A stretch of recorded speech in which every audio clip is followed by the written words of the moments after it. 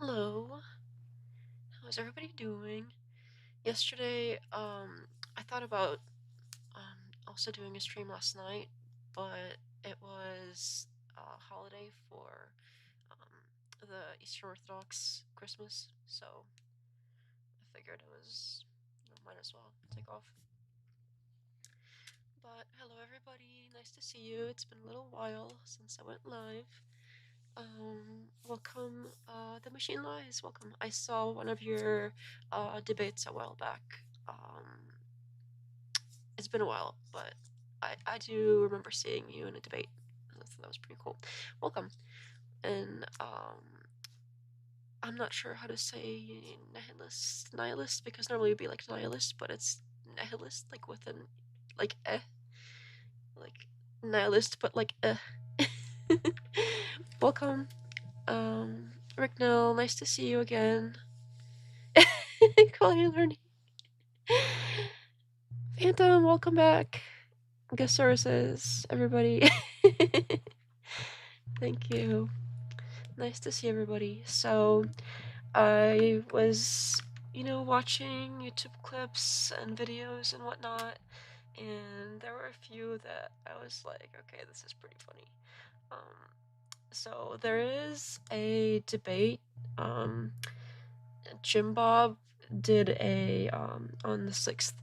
Jimbob did a debate against a Mormon. I have no particular feelings about Mormons in general, or is that supposed to be like a rude to say now? LDS, whatever. I don't really know anything about Mormonism. Maybe I don't know. Is that like a bad word now? I don't know. Sometimes I feel like that you're not supposed to say Mormon. You're supposed to say like LDS or whatever. But it was like, oh, are they Christians or are they not Christians?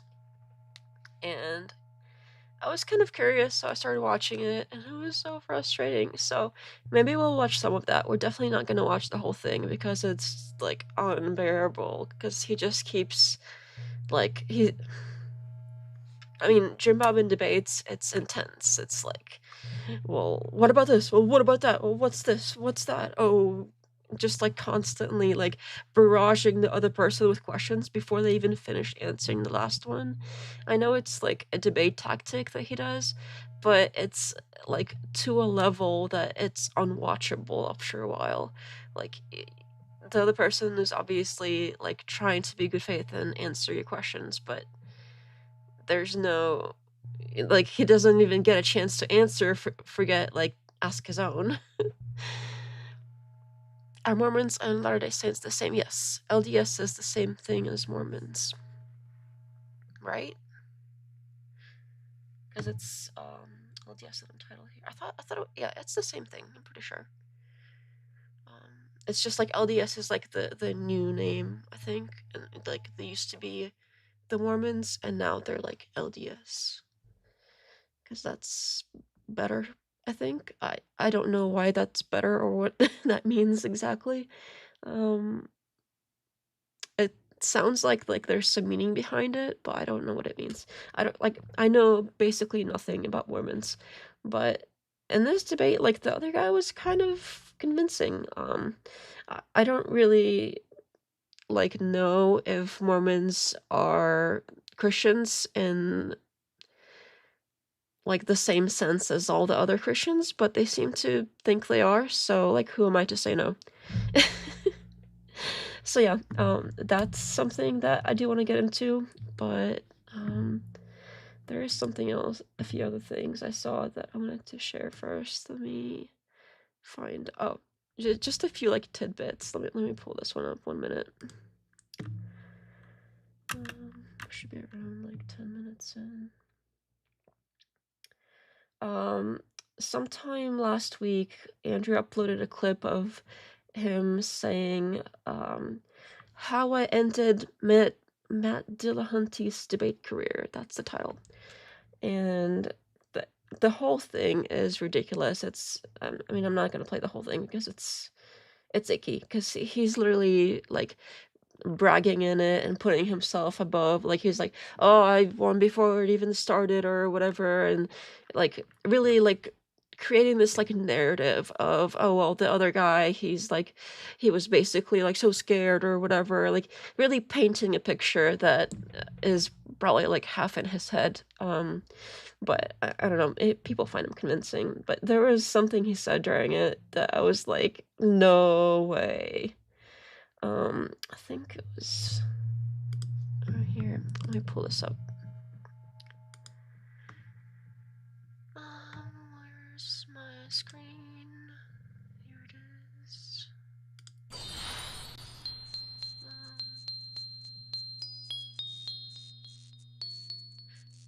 Nihilist supporting the show. Oh, no way. Thank you so much. That's crazy. That's a lot of money. But thank you so much. That's I appreciate that.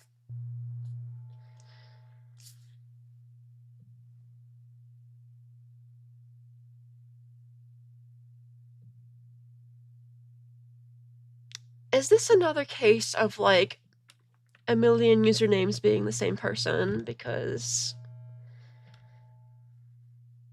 I am suspicious. But thank you so much. That's crazy. Let me...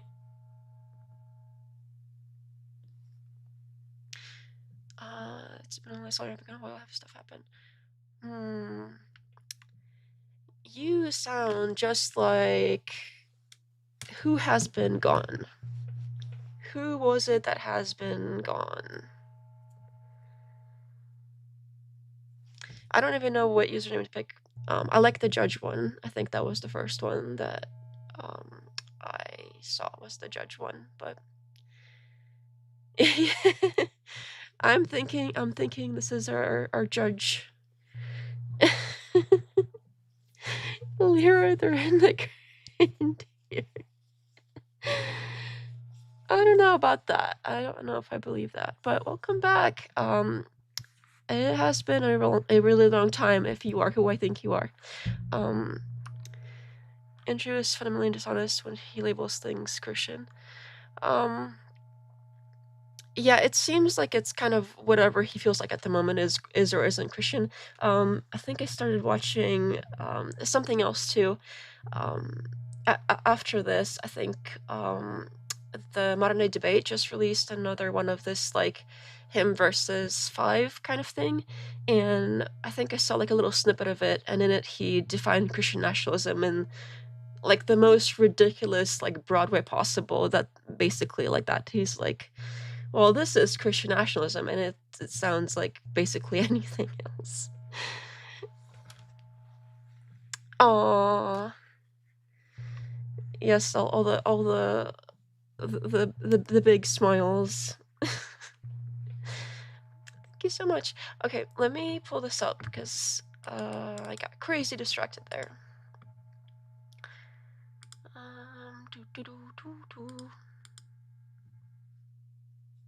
Where is it? What am I doing? It doesn't...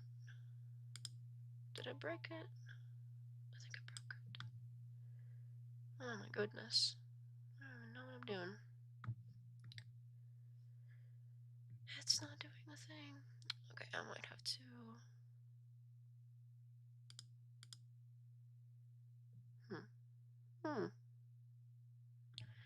It's not like pulling up. I'm gonna have to re-add the window. Sorry about that. I was like talking about this crazy thing I saw, and now I'm just like struggling. Alright.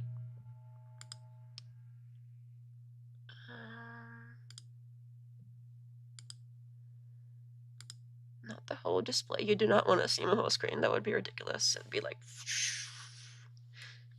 It looks so narrow and weird. Window... Yeah, okay, this one seems to be working better. I don't know why the other one was like crapping out. I don't know why, but I think I'm fixing it. It's almost there.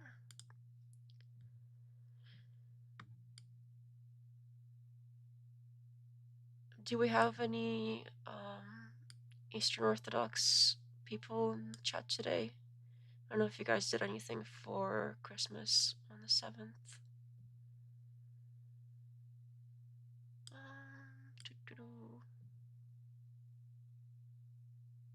Okay, that looks good. Is it narrow because you have a super ultra? Yeah, it's like. I thought when I bought it that it was gonna be like curved because I thought those looked really cool, but when it arrived, it wasn't curved, and I was a little disappointed. But I think the more I've been using it, the more I'm kind of glad it's not curved because it's like, I don't know, it's neater. I don't know if I would have liked the curved one, but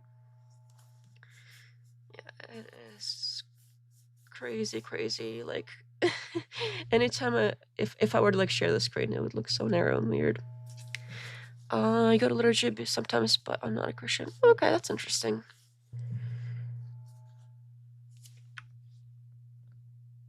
I have a friend who's a Christian monk. Oh, wow. Okay.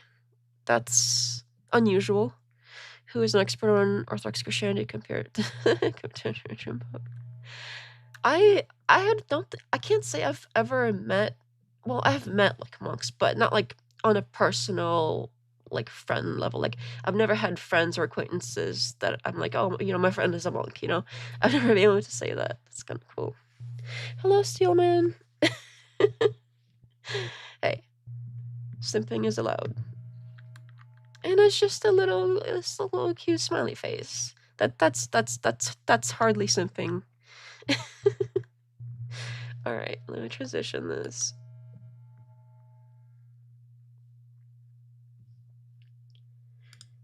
Okay.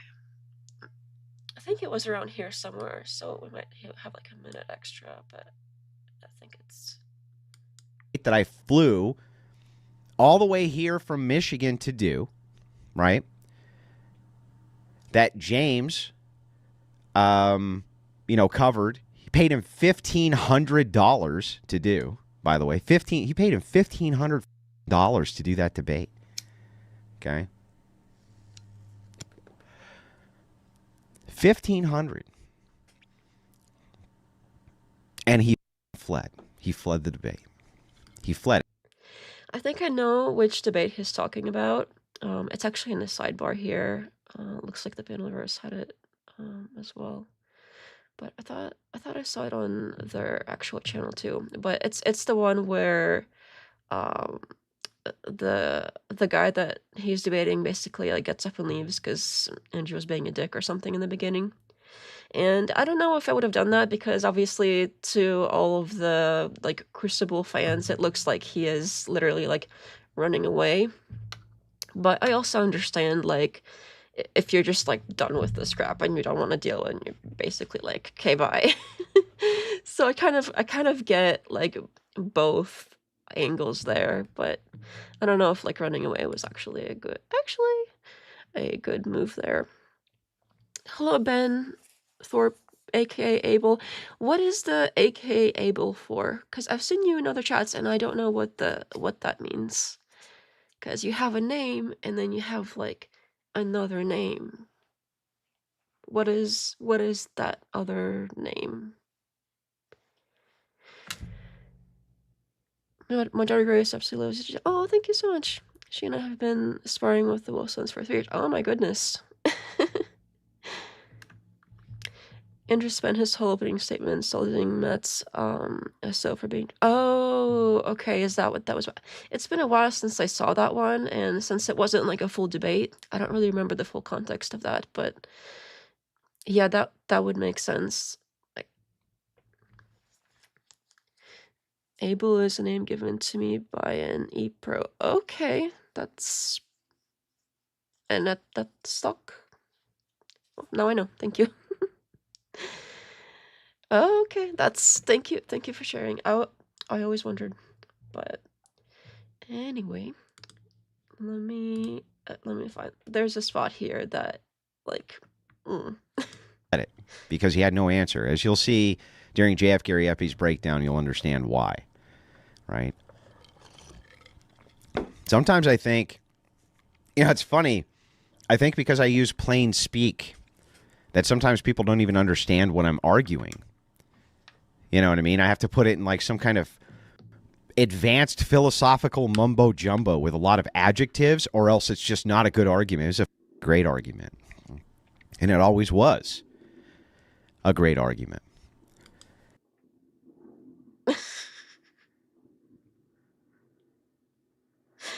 Philosophical mumbo jumbo. So, like, he knows what he's doing when he goes out and says a bunch of random, like, philosophical sounding words that don't really make sense with the context. It's just to sound smart. It's like, he knows. And of course, here it's like, oh, well, I have to do that and this and that, but you don't have to do any of that. And sorry, I got distracted from him. Did he really say, like, did he get to the part where it's like, oh, it's so simple? I think it was, like, literally right here. Like, what? You know what I mean? I have to put it in, like, some kind of... Yeah, I think this is it, right? Right? Sometimes I think... You know, it's funny. I think because I use plain speak. When I heard that... I think because I use plain speak. When does he use plain speak? His literal... like...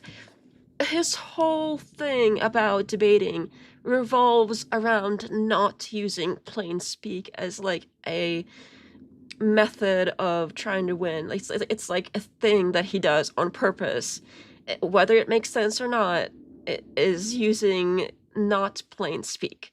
So the fact that he comes out here and says, like, I just speak so plainly. I'm just like the average Joe, and I just say, like, the simple speak stuff. Like, that is literally, like, delusional. If he thinks that he just uses just plain speak. He's like, oh, it's just so plain. I don't know. This whole video, by the way, grossed me out, but I don't care to watch the whole thing. Just, like, when I heard that, I think I was listening to it in the background too. Like, I was doing something else, and I heard that, and I was like, wait a minute, what? He just talks so simply, guys.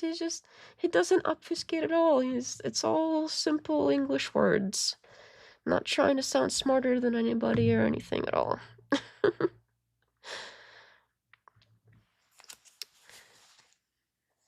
Do you know where he got his jargon from? A guy named Dyer. Really? I have seen Dyer's debates, and I think I reacted to one of them on this channel too, because I mean, he's special. I find him even worse than Wilson in debates, because he will literally act like an angry child, and, well, Wilson does that too, but he does that way more. Like, he'll just go, like, la la la la la, and, like, not even let the other person speak, which Wilson does that too, but he does that so much more, like Dyer. From the few debates that I've seen him do, especially the one that he did on the Whatever podcast. We reacted to it months ago, I think now. But especially that one where he was, who was it? I think it was Not So Erudite. It was with her, and it was completely out of whack. Like, yeah, you can't actually believe, that it's an adult that is sitting there and acting like that, but it is in fact an adult that acts like that. Oh my goodness. But yeah, I'm definitely seeing similarities between that whole group, and I'm not sure if for this whole time I assumed that it was Wilson that was kind of the source and the other ones were kind of copying him, but I guess it could be true that maybe Dyer is the source for at least, like, some of the tactics. If he's been around longer or something, that would make sense. I haven't dug into, like, the history of, like, who's who, because I don't know. Like, fuck them, I don't really care. I just find that they're all kind of cringe together and in similar ways, so I think it would make sense if some are, like, similar to others, or, like, learned how to use certain tactics from the others and copy them. Because now I think Wilson probably took, like, even if he did learn some things from Dyer, I think he's probably, like, at the top of the pyramid of all of the, like, Wilson clones. And because all of them are using his arguments.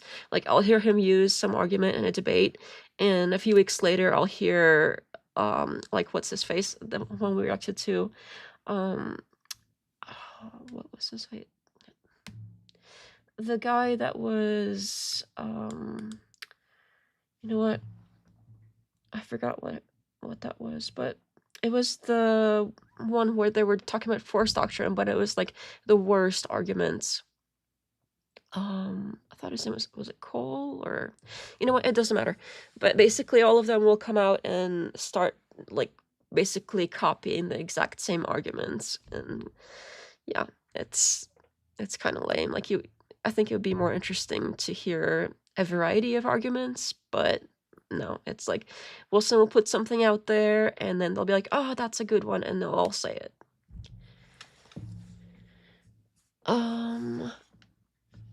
I have lost track of the chat, but yes, the justs. I'm gonna skim a little bit here because I do want to show you the other stuff I have, but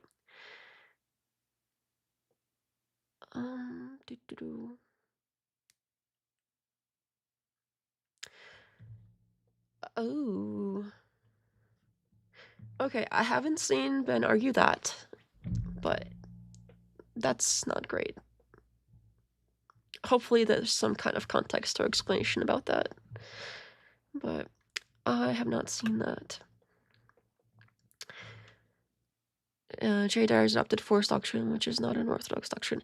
Yeah, I think I have like a whole video when I was doing my like force doctrine, like smaller videos about how it does not fit with force doctrine at all. It like Eastern Orthodox and force doctrine like opposites, and he is trying to like for his worldview, it literally does not make sense, and that's the force doctrine thing. So I am still editing that. I know I've got it. It's what I've been trying to do is I've been trying to sort of shorten it a little bit because it's like really long. But instead of shortening it from an hour, it is now longer. Somehow it's 2 hours now, and I don't know what happened. This video has been like the messiest edit job I have ever touched, and it just keeps growing instead of like shortening somehow. I don't know how. Make it 3 hours. It might be. You should shorten it to 4 hours. That might end up happening. I think I'm gonna try to shorten it again to make something more concise, and instead I'll turn around and it'll be like 6 hours, and I won't know what happened. I don't know how that is happening, but it's happening. I'm moving through it, but I'm also finding like, wait, this argument here, I've already like said that over there, and I have to like pick which one I want to keep, and yeah, it's been a drag. So that is still happening, but it's out of control. The whole thing, like that video is out of control. So I don't know when I'm gonna be done with it. Like, I just want to be finished with it because I'm so tired of looking at it, but I don't know when that day will come because it's growing somehow. Don't ask me how. I don't know how that's happening, but that is what's happening. So, but yeah, so there was the that guy that was arguing the force doctrine with that blonde chick. The one of the debates, Cooley. Was it Cooley? Was that his name? Cooley or Coolridge or something like that. I think it starts with a C. And literally all of the exact same arguments that Andrew uses. Nothing fresh. Like all the exact same stuff. Andrew went to bat for Jimbob when he broke away from Benjamin. About the okay. So the Trinity debate, I did see that, and I think I did cover that when that Owen Benjamin like debate thing that didn't happen. I think I I tried watching that Trinity debate to find like where the beef started, and it was like a regular debate. I mean, obviously they disagreed on the concept of the Trinity, but I didn't see anything like bad in there. It was like regular debate. So I don't know why that debate caused the end of the world, but I guess it did. All right, the other thing. Let me find that. So we can do. This is probably my least favorite view, but let's do this one for a minute while I find the other thing. So is it this one? Oh, before we do anything else, I just found in my notes the other thing I wanted to show you. There is a so this is something that I saw on Patrick Bet David. Is that his name? Is it Bet David or something like that? I think that's his name, which is a huge podcast. Although I heard that Patrick is like an MLM guy, which is like MLMs are pyramid schemes. So if that's how he made his money, that's really crappy. But he has a very popular podcast, and they had Wilson on. I can't type Patrick.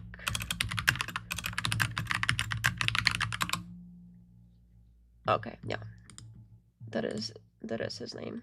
So they had Wilson on, and they brought up, oh, this is the one where they brought up his crash out about that bisexual woman that called out the 3 baby daddies thing, the one that's like somehow ended up being famous now. So they brought up that clip, and he was like trying to explain it, but in trying to explain why he acted like that, he used what happened after that in the debate, like the stuff she said after that, as a reason why he crashed out before that. So that was kind of tricky there. But there was in here an ad. So Wilson did an ad here. 58 minutes is what my notes say. Oh, yep, here it is. Okay, let me switch it back over. There is an ad in here that he filmed, and it is mildly interesting. Right.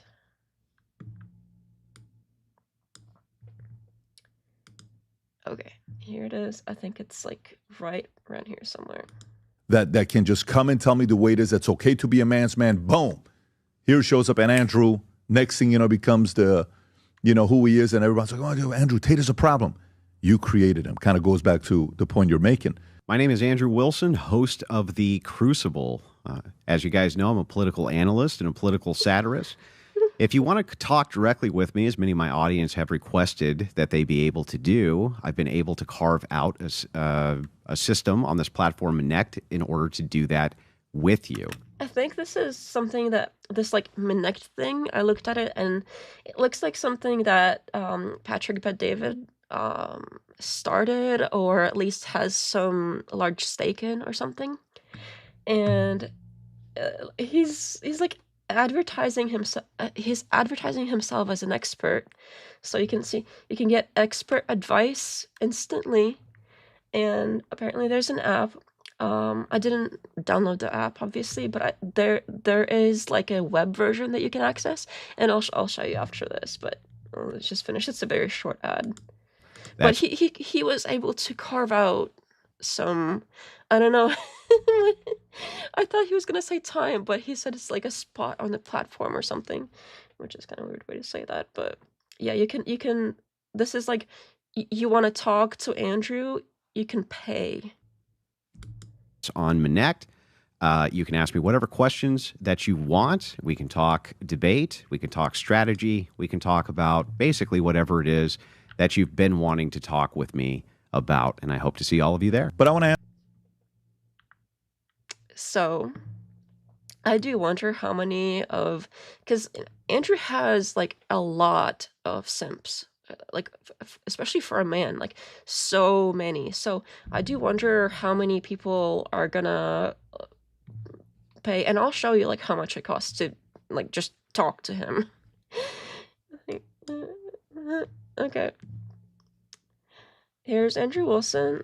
He has 7 consultations. I don't know if they like put a number there or if that's actually like 7 people who signed up for this and talked to him through this app.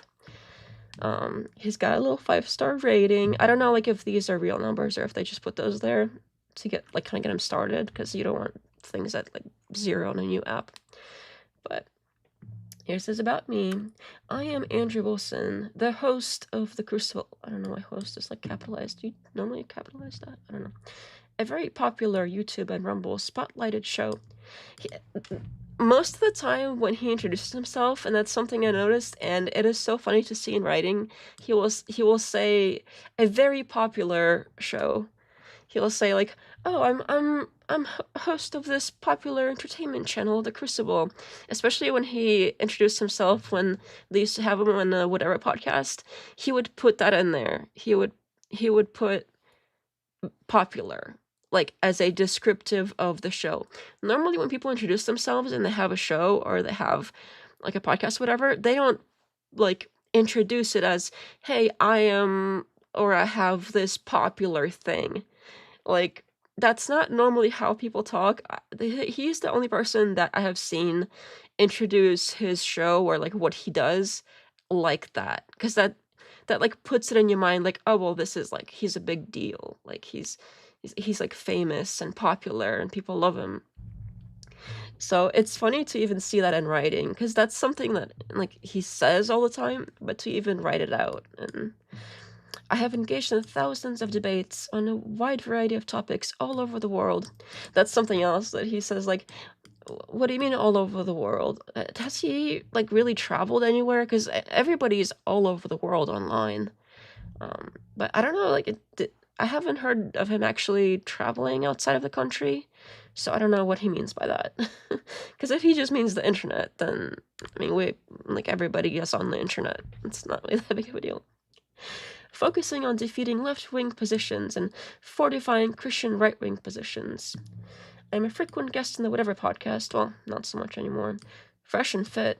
Yeah, I don't remember when he was on that either. It's been a while. And Piers Morgan Uncensored. He has been on that more frequently than others, I would say, so I'll give him that one. Among other popular podcasts. The Crucible is consistently one of the top-ranked channels in the world. I think he does have where he's like one of the most super chatted channels. I think that is a thing, but I don't understand that honestly, because he doesn't seem like he appreciates his audience at all, but maybe they like the abuse. So yeah, I'll give him that, but I wouldn't say like top ranked channels in the world seems like an overall like biggest kind of thing. Like you have like you're like Mr. Beast with however many millions of subs he has. But most super chatted is different than like overall top. So I guess that's kind of a way of turning it into something bigger. This is due to our great content creation and treating our audience as actual people instead of just internet chatters. I haven't seen that. I have seen a lot of complaints about this being the opposite of what this says. So, okay. Many people have requested I join this site for one-on-one discussions. Really? Many people have requested? Which people? I haven't heard of this thing until now. I don't know if anybody has heard of this thing until now. And he has so many people that are like begging to talk to him for one-on-one discussions, and he is happy to accommodate them. And he looks forward to hearing from you for a low price of $100 per text answer, or $350 for a video answer, or you can have a video call for $20 per minute. with a 15-minute minimum. No big deal, you know, just regular stuff over here. $100 per text, yes. $100 per text. You can get a text response to a text question for $100. Or you can send a text and get a recorded video response to a question for $350. It doesn't say what the length of that is. I'm assuming it's like a minute or two, since it's like a single response versus like the video call, which is $20 per minute. Per minute. That is wild. I didn't see the last time I looked at this, I didn't see, oh, it doesn't show you because it doesn't scroll down all the way. Let me scoot this so you can see all the way down. Last time that I looked at this, I did not see any reviews because it was before December 26th, but looks like people have done this. That is crazy. $100 text answers. Hi. Oh my goodness. Oh, hello, Project Viopod. Nice to see you back.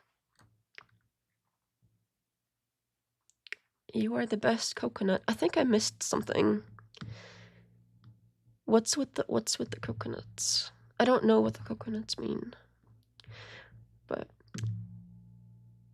yeah, so there were no reviews here before, but I am amazed that it's like people have paid for this and put like their full names here. Like if I were to pay for something like this, I would be so embarrassed. I would not want my real name out there. And if I really wanted to leave a review, I'd be like, please make me anonymous. Like I would be so ashamed that I paid that much money for like a text message. Thanks, Andrew. Helpful. Yeah, I think I'll try more of the debate hosting route like Wig TV. I would say I'm very charismatic in terms of speeches. Peace. Sent a simple question and got a very thorough response. Going to try out Andrew's advice. Thanks, Andrew. All 5 stars. But I imagine, like, if you're gonna pay for, like, sending a message to Andrew, if you're gonna, like, pay that much money, you're gonna give him 5 stars, because you already, like, obsessed with whatever he has to say and love it. He can be, like, he can give you the worst, like, advice ever, and you're gonna be like, yes, master. Like, if you're ready to pay this much for this. Andrew's voice message had something that I think is sadly missing in today's culture of influencer communication. Authenticity and humility. Bravo. So, authenticity and humility. What? What? Okay, authenticity and humility are the 2 things that I guarantee he does not have. Having heard him speak across the internet, let me correct that, wide variety of topics all over the world, I have seen the opposite of humility and authenticity. Those are the last 2 things I would ever assign to him. If this is something that people have like really paid for, I do wonder if it's him responding. I guess for like the video stuff he would have to do it, but I wonder if he has like if somebody's paid to answer the text questions or like edit it after he says what he says to make it like friendlier. I don't know what the deal is, but authenticity and humility are I am baffled. Oh my goodness. That is something. But yeah, when I saw the prices, I couldn't believe it. And then I didn't see until now that people have gone there and like actually paid for this stuff, and or like, oh wow. Like, what is it that you should do a coaching session with? Oh my goodness. That would be something, but I don't know. I don't know if that's something I could. I am literally like, my hardware somehow prevents me from paying that much money to talk to him. Like I physically can't do it. I just like I'm gonna go and try to order it and then my hand will like stop working. I don't think that would work. It would tip enough. Yeah, maybe. But like the text answer would be kind of useless, but it would have to be like one of the video ones, and I don't know about that. That would I don't know, whatever. If anyone really wants to see it and they want to specifically say like in your message that's if anyone wants to put money on it and you can say in your message that's what that's towards, I'll do it if it adds up enough. But there's a 15-minute minimum for an actual call, and the other one is like a video answer, which is short, like a single thing. I don't know how long that is, but yeah, that maybe. But I don't even know what I would ask. Like, I've seen him talk.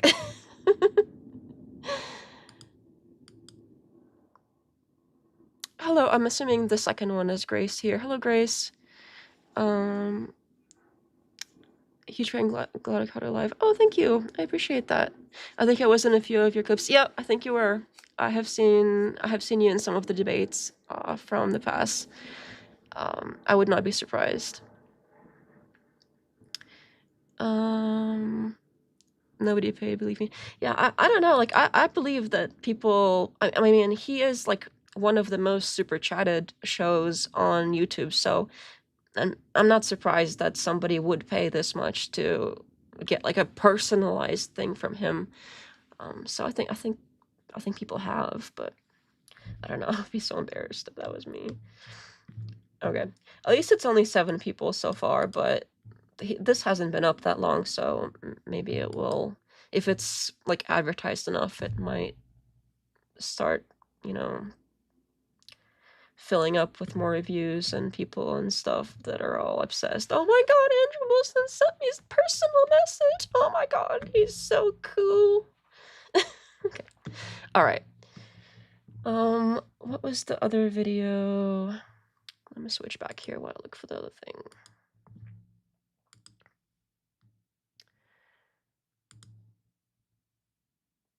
Look at the dates.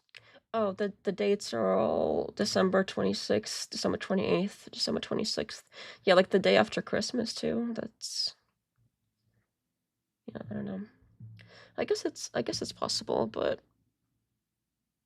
yeah. I don't know about the authenticity and humility. That is crazy. You should ask, hey, why are you the way you are?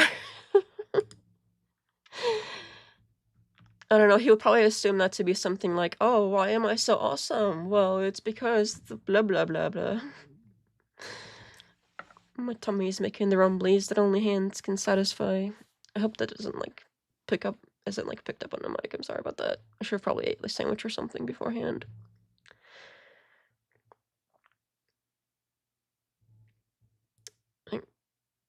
Grace was vetted and then she did her appearance on the whatever podcast. This Steelman, how much for you to text me back, Def? I mean, I'm talking to you right now. It's free. You don't gotta pay nothing. I am here. I'm not famous and special like Andrew Wilson. Oh my goodness. Patrick Bet David's the type of guy who would pad an account to get it rolling, like putting a few bucks in a tip jar. I would not be surprised. I think if you did a private call with him, you would fall under his spell. You think so? What's the spell? Like, what's the magic? He does often brag about his voice made for radio or something. He's very proud of that. But honestly, when I do have to listen to it a lot because he's like he's like a project. You know how people do like react channels to lolcows, you know? There's what's the one that just got demonetized? What's her name? The round Amber. So like Amber, well, what's her the Amber that's, you know, round. What is her last name? For some reason I can't think of it. But there's like a ton of React channels that analyze her content, and it's like a project. Like they're like Amber React channels on like in like girl world. I don't know if anyone knows what I'm talking about, but so that's kind of like Wilson for me. Is like he's like my Amber. He's like the lolcow, and I have to like analyze the lolcow. So that's kind of how I see that. Like people have made Amber their like project where they analyze all of the ridiculous Amber stuff, and I have like Andrew Wilson that has a lot of ridiculous content out there that I am to analyze. Amberlin, yep, that is the one. Yeah, he is definitely. You might not be famous like Wilson, but are you humble like him? He is the humblest. I don't know if anybody could be that humble. I mean, the level of humble that he is at, it is unattainable. I can only imagine what that's like. I can only try. Oh my goodness. I think I missed a few here. Did you ever see me debate him on forced doctrine? I don't think I did as well as you would have, but I tried my best. I'm not sure. I've seen a lot of people debate him on forced doctrine, so I might have, but it's like a lot of different people have. Compared to Rachel, he's actually a decent person. She's cray. Wait, Andrew or I don't know. I don't know about that. I think they're probably two peas in a pod, but I don't really know about their interpersonal dynamics, although I can kind of imagine that she's got the whip. Andrew makes women submit to him just by sheer force of will. He would leave the conversation as one of his sims. Oh no. Is that how that works? Oh, that is something. I think he probably likes to imagine that's how that works. But I don't think that's where reality is at. Alright, what was the other video I was gonna... Let me look at my... Oh, okay. The other thing was this LDS thing, but I kind of want to hit that last. Let me see what else I had here. Wasn't this... We did that already. We did the Patrick David one. I think there was one more thing before the other thing. Oh, okay. So I don't have a timestamp for this one. But I don't know if anybody saw this one yet. Let me... What am I doing? I don't know what I'm doing. Oh, why did I do that? Okay. It was all shifted funny because I was trying to show you guys the comments at the bottom of the screen. Okay, that looks better. So this one where it was that comic book guy. I don't know this Brent Lengel. I don't know why, but for some reason I wouldn't say most. Maybe like 50% of the time he had his eyes closed during the debate, and it was kind of throwing me off. I don't know why, but it's like when every time he would try to like respond like he was thinking or something, he would be like, you know what I mean? Or like this looking up thing, he would hardly ever look straight ahead, and for some reason that really messed with me. Like it was really distracting.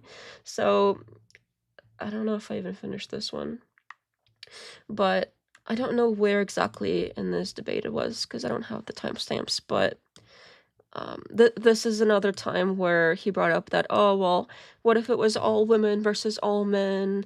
The women don't have a chance. If he said that even if all the women had guns, they would still lose. That is stupid. That is literally stupid.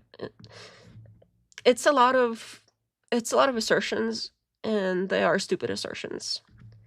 But none of that proved anything. Oh, and this is another one where the other guy brought up a study, and I guess he got this study from some article about the study, and the study was behind the paywall, so he never read the full study. But I don't think you need to read the full study to get kind of the results of it, and like, even especially if there was an article about it, like, I think it's enough to read like a summary of it or like the outcome of a study without reading the whole study and still get something valuable. I think that's enough. You don't need to read the whole study. But this is another time where he accused him of having never read the study. And once he was like, well, no, I didn't read it. He had this like creepy maniacal laugh. It was so disturbing. You know what? I do kind of just want to find where that's at now. Let me grab this real quick.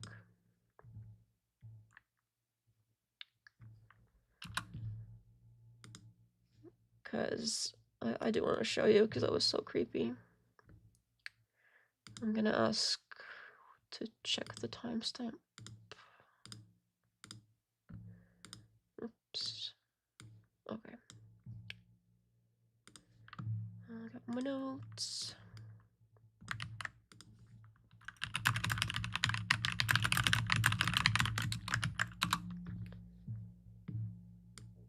Okay, hopefully I can get those timestamps here soon, because I do kind of want to show you now. And it was another one of us, because there was a debate he did a while back where I think it was Jasmine. I think it was Jasmine, and she was making like kind of pretty good points, and then she brought up a study, and oh my goodness, he like latched onto this study thing like crazy. He's trying to like quiz her for it, and she said she actually did read it. It wasn't like a paywall thing. It was like a study about some statistic or whatever. And he was like starting to quiz her on it. But if you sit there and read a study, you're probably not going to remember like every little detail of it. So he was like quizzing her. It's like, no, you didn't read it. Oh no, you didn't read it, did you? You didn't read it, did you? And he's got this whole like, somehow that's like a win for him. Like, if you didn't read the whole study, then that doesn't mean anything and you can throw it out. Like, but in that case, she did read it, and she was like defending herself, like, no, I did read it, it's this and that. She like brought up a few things about it that she did remember. And in this case, Brett was like, no, I didn't read the whole thing, I read the article. And when he admitted that, like, the reaction was so creepy. 26. That's not a real time. I need a minute, not minutes.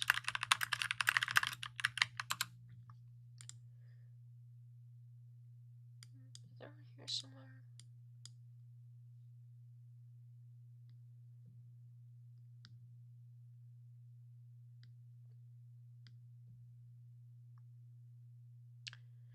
You know what? I don't know if I'm going to be able to find it. If this Somewhere isn't- north of 60% or more of sociological studies cannot be replicated. And what I mean by that isn't that they don't attempt to replicate these studies. Okay, there's I'm the arguing study thing. that we You must. see what I mean? Like, he keeps like closing his eyes and looking off to the side. It's really like, I don't.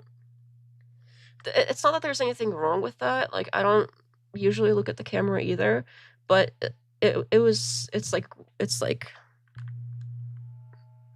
like that the whole time.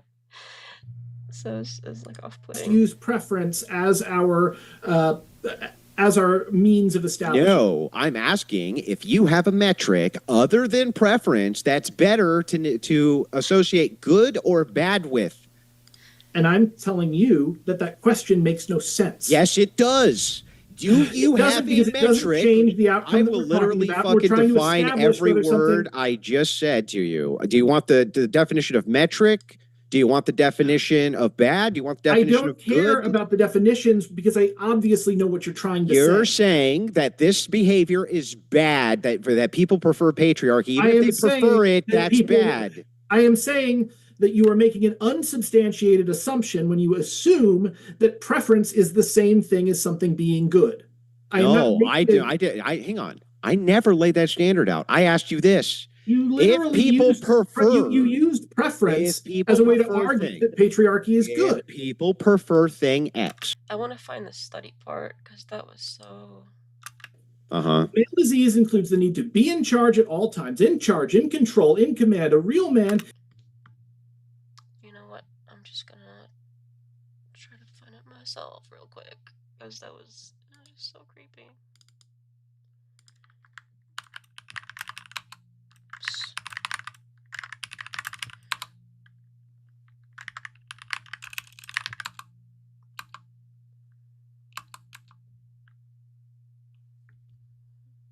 Mm-hmm. 79:30. What is that in hours and minutes? Because it's minus 16, 19, an hour 19. Is that really back here? Which nation are you referring to? All Muslim nations, Middle Eastern Muslim nations, have a lower suicide rate, as far as I can tell. I mean, okay, significantly, exactly. They say are contributing to it, by the way. And I can see religion. Yes, but you have to understand that many cultures do, meaning of the habit here would offset the problem just fine. Well, that religiosity. The second, and that's real time nihilistic you are, guess what happens? Your suicidality rate. Being physically fit, not moody. The information on this. Again, that one was paywalled too. Did you? Okay, yeah, that's right. Because honestly, I don't think there has been a good faith debate from you at all at any point in this night. You just go online, you grab the freaking article that has it from Science Daily. Yeah, I'm the one who's bad faith. You brought studies you didn't read. But hang on, let me just go ahead and I'll look at the abstract. One I read, one I read as much as was physically possible to read. I'm not going to go in and start paying for stuff when I'm talking to an absolute clown. Anyway, my point being, you see what I mean with the closing eyes thing? It's like he started to say a sentence and he immediately closed his eyes. I don't understand why he was doing that. I think it was just throwing me off so much, and it still is. Why? Why? Let me catch up on chat here.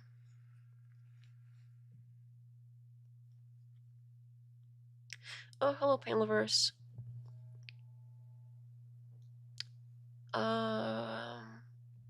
Who is Jack?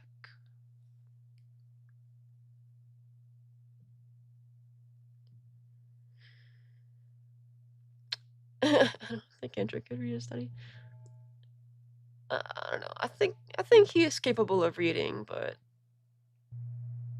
for some reason, studies are only useful when they're in his favor. But if somebody else brings up a study, it's either not good enough because they haven't read it, or it's not good enough because so many studies have issues, and their study has to be one of the ones with issues, etc., etc. So, I just thought that was interesting. I do wish that I had the exact timestamp, but I was thinking of making another video on what counts as evidence study-wise, and I was so surprised to find another example of him being all oh, you didn't read the whole study,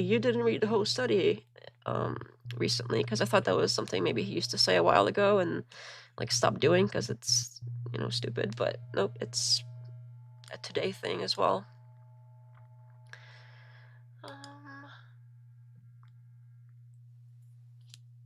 I mean, these idiots always walk right into his traps.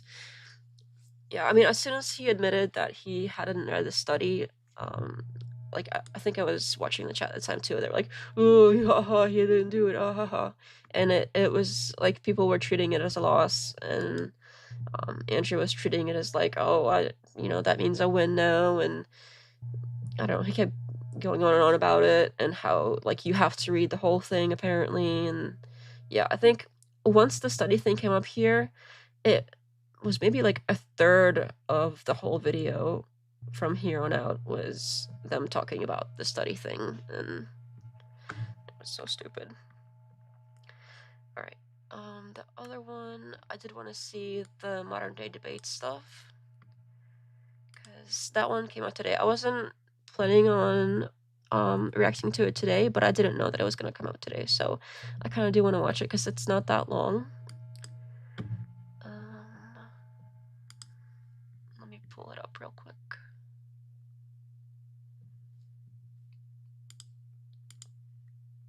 Because this one's literally from today. And I was curious because I started watching it and I was like, no.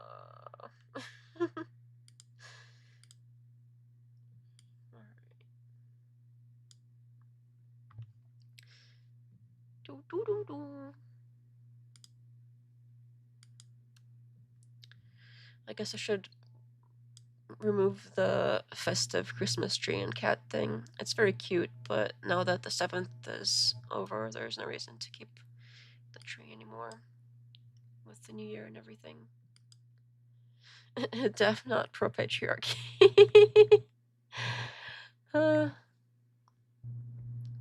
Neutral. It depends on how you define it, I guess. JC is just another Canadian, which was the hand that Panelverse used a year and a half ago. Oh, I didn't know that. I agree, keep the cat entry. Unless you replace it with a better cat entry. I don't know if there's another cat entry. I might be able to find another cat, but a combination of the cat and tree that's better than this might be hard to find, so I don't know about that. Monday Evening says, are you religious? I am not religious. The Eastern Orthodox is like a cultural thing for me, I guess, because I was born into it, but no, I am not religious at all.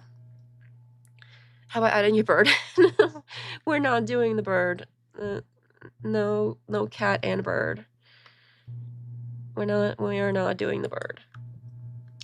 The bird is, he's too unpredictable. Like, he is cute 1 second and it's like, aw, but then if you ignore him long enough, he can get upset and like bite me in the face, and then it's not gonna be a good time. Like, I don't know. Plus, he's not like the setup I have here. It might be a little too like claustrophobic for him. All right, let me put up this again. Bird is the 20k sub special after the base reveal. Yeah, we can do that. That works for me. If anyone really wants to see the bird, that we can do that. If we ever get that far. But yes. I accept the challenge. The bird is the word. You know, he knows that song, the whole bird, bird, bird, bird is the word, bird, bird, bird is the word. He knows that. He can sing it. I think that was the first thing I like intentionally taught him to sing / say.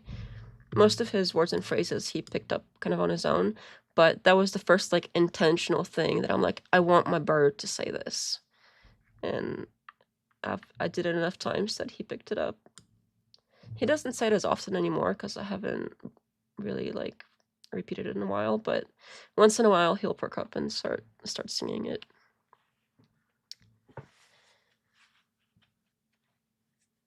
I shouldn't know. Yeah, I did not know that was the same. Okay. Anyway, I didn't even know that they were doing another debate con. Didn't they just do a debate con? And looks like this one is cheaper, starting at $99. I thought the other one was like several $100s if I remember correctly, but maybe I'm misremembering. And this one is in Texas. And it says it's only 1 day. Maybe that's why it's cheaper, because the other one was like several days. And It's weird because I could have sworn they just had the other debate con, and now they already have the next one coming up. I don't know, it seems like a lot really soon. I wonder how many people are gonna show. And I imagine like their biggest pull for DebateCon was probably Andrew and his audience, because his audience really wants to come out and see him. So that was probably like the majority of the ticket sales. And so far, I haven't seen advertisements of him going to this particular one. Although, if he really is in Texas now, it would be kind of silly for him not to. I wonder if that's why they made it in Texas. But so far, like on the little ads they do on their other videos, I've seen like other people's faces. DebateCon 7 will be in Houston, Texas on Saturday, January 31st, 2026. Check out the tickets right now in the description box. You don't want to miss it. We're expecting it to sell out. Grab your tickets now. Show me anything from the government, from the top down, which actually promotes. That's not their purview. Then why do they That's not what they're promote supposed to rainbow be. flags all over the White House? They aren't because they want to. Yeah. Because they are promoting alternative lifestyles. And yes, it is their job. Okay, the only fucking job the Christian government nationalist. has. And you think that there's no other reason that limiting school choice like that would be beneficial for kids in schools? I think that they give a lot of bullshit arguments that make... Oh, look at his hat. You know what? I totally forgot, you guys. I forgot to show you what I got in the mail. And it was probably in the mail for a while, but I don't check my mail that often. Because usually, like, the packages that Amazon does, they bring right to the door. But the mailbox is, like, not right next to the house. So I forget to get the mail often. But look what I got. I got the mug. And see, like, look at his hat. You see his hat? It's basically the same thing.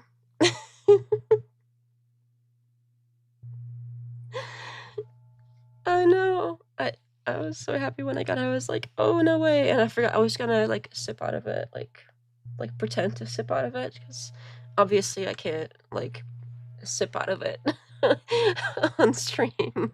But I was just gonna, like, you know, sip out of it, the pretend tea or something. Hello, Monday evening. How often do you stream? I try to do about once a week, but I think with the holidays and everything, I don't think I did last week. I would like to actually stream more often. It just like depends on how much of other stuff I have to do. Like this video has been, like if I'm working on something else or if I have a lot of like my day job or something takes more time.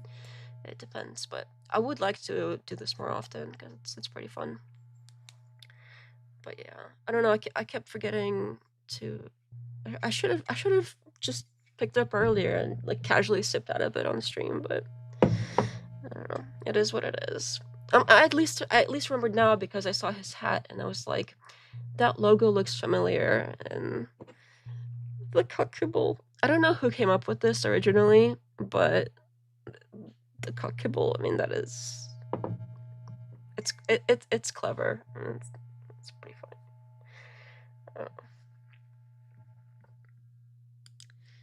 Quit your day job. I want it.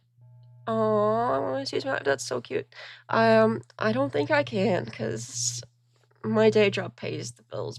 Like, it would be if YouTube ever made more money than a day job.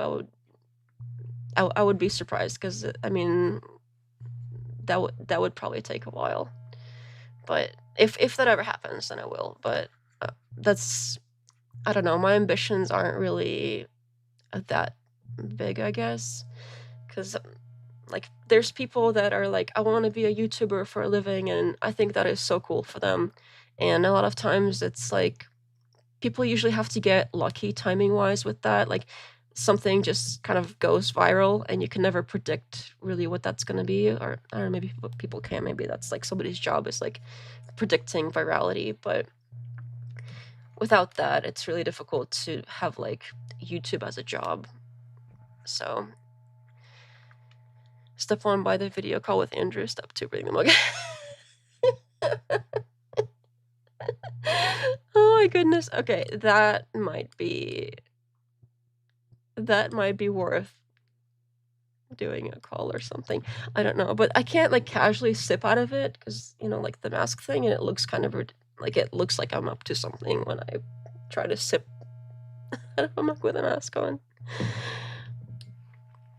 I would have to at least hang like a tea bag, like little label out of it or something, so I can pretend there's tea in there. I don't know. All right, the other.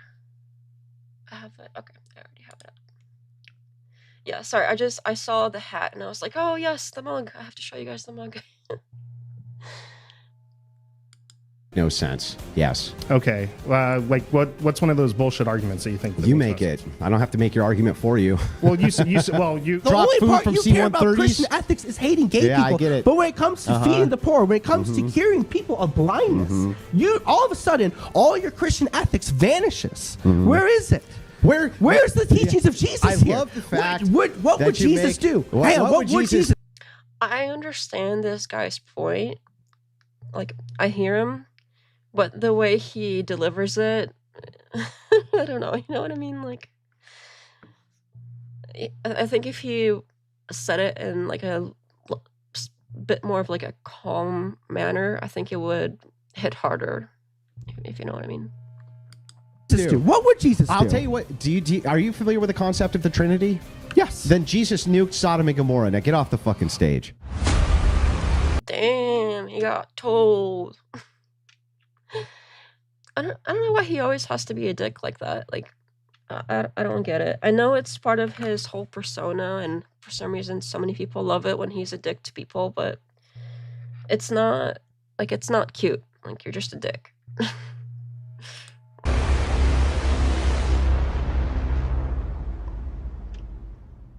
My name is Andrew Wilson, host of The Crucible, and today we're debating Christian nationalism. He didn't say popular entertainment channel. He just said The Crucible. See, this is how normal people introduce themselves. I wonder if it's like in the interest of time or something, because like half the time he says, "Oh, I'm host of The Crucible, a popular entertainment channel. I'm so popular." And how Trump... I can't believe he actually wrote it out in that ad for the Minect thing or whatever. ...treats the left. And also... There's not a lot of bald atheists here, and I was going to use my normal intimidation tactic against them, but that apparently isn't going to work today. By my definition, what Christian nationalism is the advocacy for a stable society based on unchanging standards. A stable society based on unchanging standards? Is there more to it than that? I think that secularists and atheists and...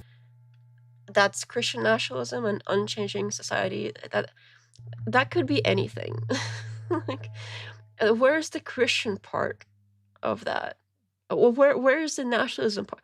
There is no Christian or nationalism in his definition whatsoever. He just picked like the end goal, and he's like, that's my thing.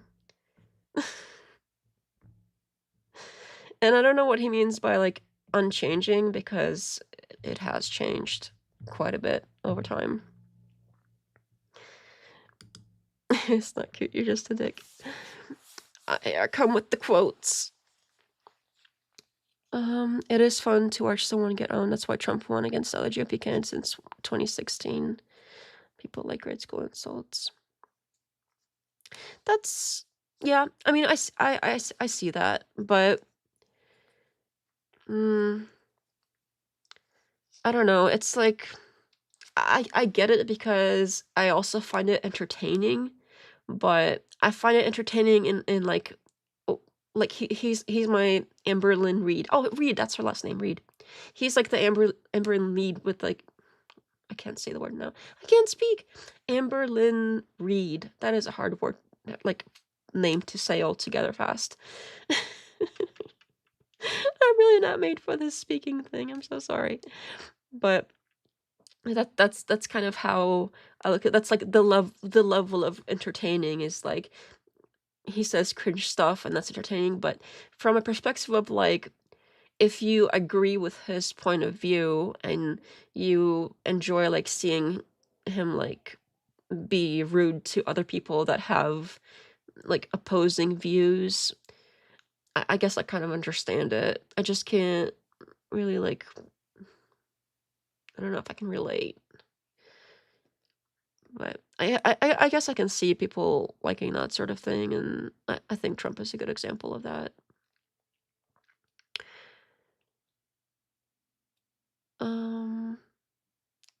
Too big, yeah. The definition was way too big. Speaking is hard for me more than sometimes. You guys don't know who Amber is? Amber, I think Reed is like R-E-I-D. You know what? Since I keep bringing her up, I think we can take a quick detour. I'm gonna have to pull up the video on the side. We'll come back to this. I'll keep this tab open, but just real quick. 1 second. What is a good...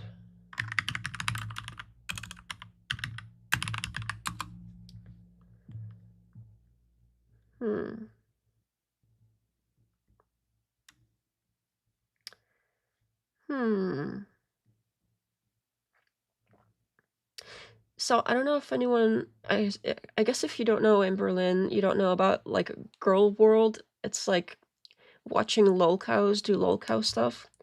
And I don't really have... Oh, okay. Let me...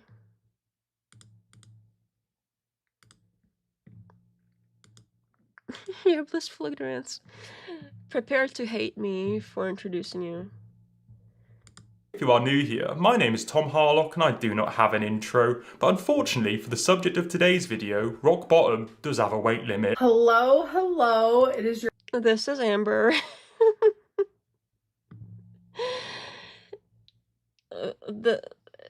Yeah, she apparently does stuff with... does nasty stuff with washcloths and corners of sinks and stuff. Yeah, all kinds of nasties. So is a horrible person in general. So it's, yeah.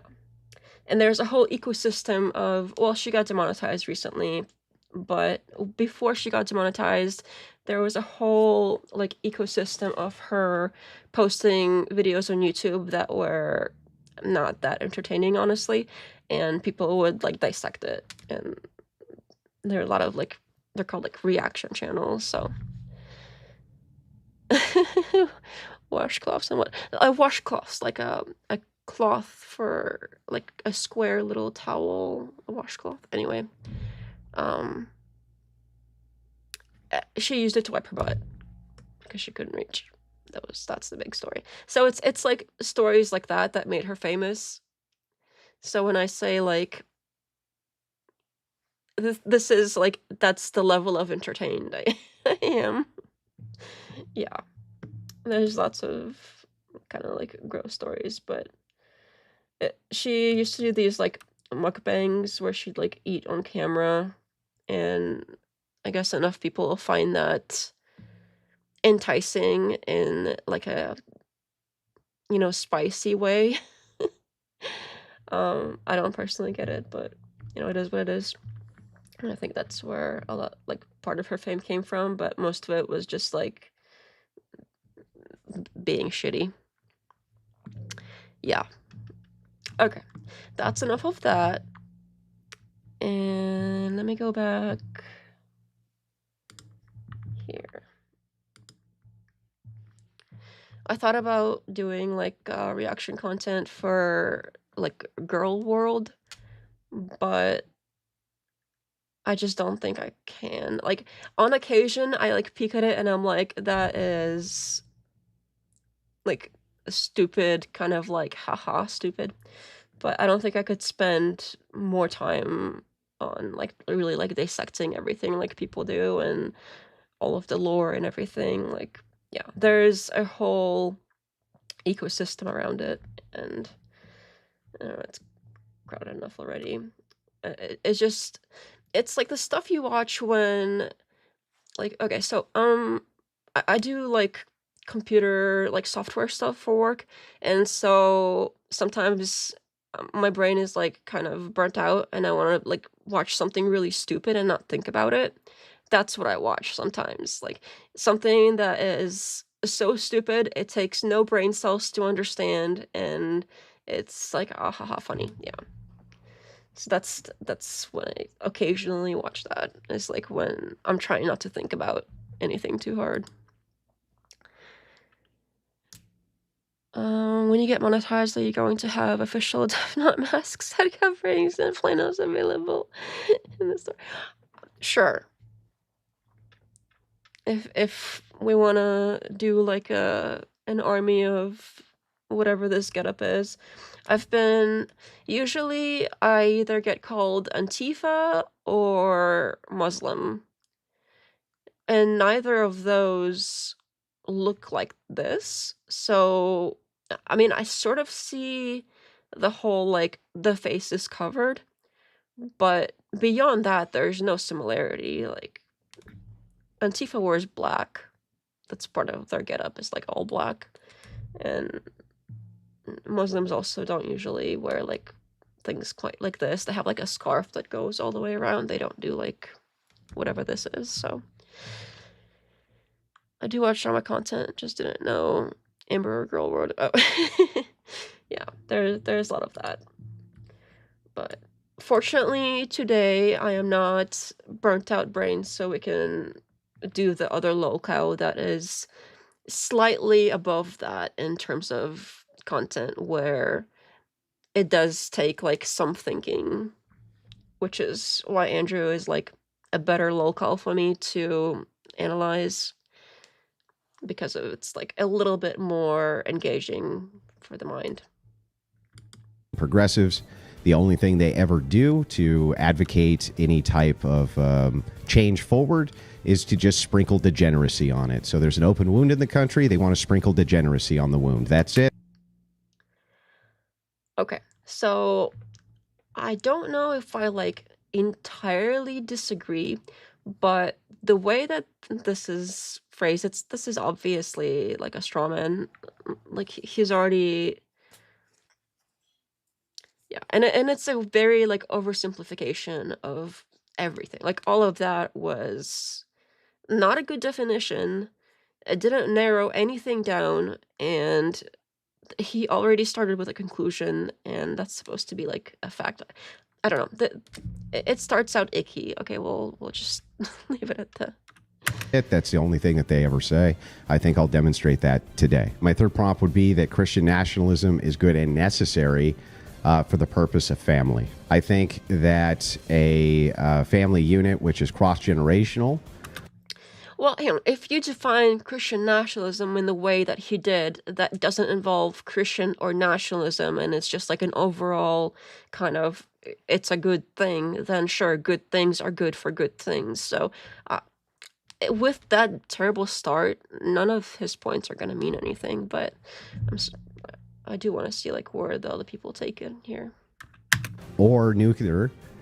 Which I think is just an extension of cross-generational families, which include a man, a woman married with children, is the best model for any stable society, and that progressives and atheists and secularists move against that model. Do they? I think most people still like want to get married. I'm not seeing that. Like even atheists want to get married. They do get married. We know that because they do. So I don't know if that is really true. All right, so I would say that when it comes to, do you want to get married, or are you living your best life? I think I would like to, but I don't know if that's going to be in the cards for me. I'm too much of like an indoor person. Don't go anywhere. But hopefully someday soon. But your voice makes me want to get married. What? Is that a good thing? Agoraphobia stuff. Yeah, it's kind of that. I can go outside to the store and stuff like that. I just don't really, like, beyond that, I don't really go anywhere. So my options are kind of, like, limited. Family dynamic. The nuclear family is not the most important part. I would say the most important things are having social support, solid income, and a general community. And I feel like nuclear families typically have those things kind of associated with them, but it's not What about the inherent to them. cross-generational family? Pardon me? What about the cross-generational family? I mean, cross-generational family could definitely be helpful in terms of like providing things, but I mean, a cross-generational family can exist, and I would say is almost more in line with typical secular family beliefs. No, it's not. So That's kind of what I think. That's kind of where I thought the cross-generational stuff was where he was going, where it's like a general sense of the community versus like the nuclear family, which I don't know. I'm kind of inclined to agree with that because it's not that long ago. It was mostly like we knew all of our neighbors. We did have a lot more like multi-generation stuff going on with like grandparents watching kids and stuff like that. And I think society has moved away from like a more tighter knit communities and closer to like these sort of isolating nuclear families where often like the man goes to work and the woman is left alone with the child with no help, and that's probably not healthy like mentally. I think that we probably were better off when it was more communal. So the under secular ethics, especially modern secular ethics, what I have denoted is that they're 100% against the family unit. And I'll give you some examples of this. Do you agree with me that for a stable society, there should be some type of unit or family which is promoted within that society, something that people should be moving towards for the purpose of reproduction and stability? I would say kind of, but it's depending on how you define those terms. I mean, if you talk what's more stable than a cross-generational family, right? With mom, with dad, with... Well, he started with nuclear family, I thought, which is like mom, dad, and kids. Am I wrong about that? I thought nuclear meant like literally like mom, dad, and kids. I thought that was different than like grandparents, etc. Those aren't nuclear. I could have sworn, yeah. And children. Now he's going against the nuclear. I'm confused because he started nuclear and now he's talking not nuclear. He said cross-generational. I could have sworn he started saying nuclear, but then changed it to cross-generational. Perhaps grandparents who are involved, cousins who are involved, right? Inside of this family. What could ever be more stable than that? How is like the homosexual family more stable? How are all of these alternative family life? Well, technically you could still, like, just to play devil's advocate here, you could still have like two husbands that have extensive like grandparents and cousins and etc etc etc, like other extended family. Like they're not like being gay doesn't exclude you from having extended family. Like I'm not seeing how that applies to that exactly. How about different strokes for different folks? Not everyone needs the same life. Yeah, that's fair.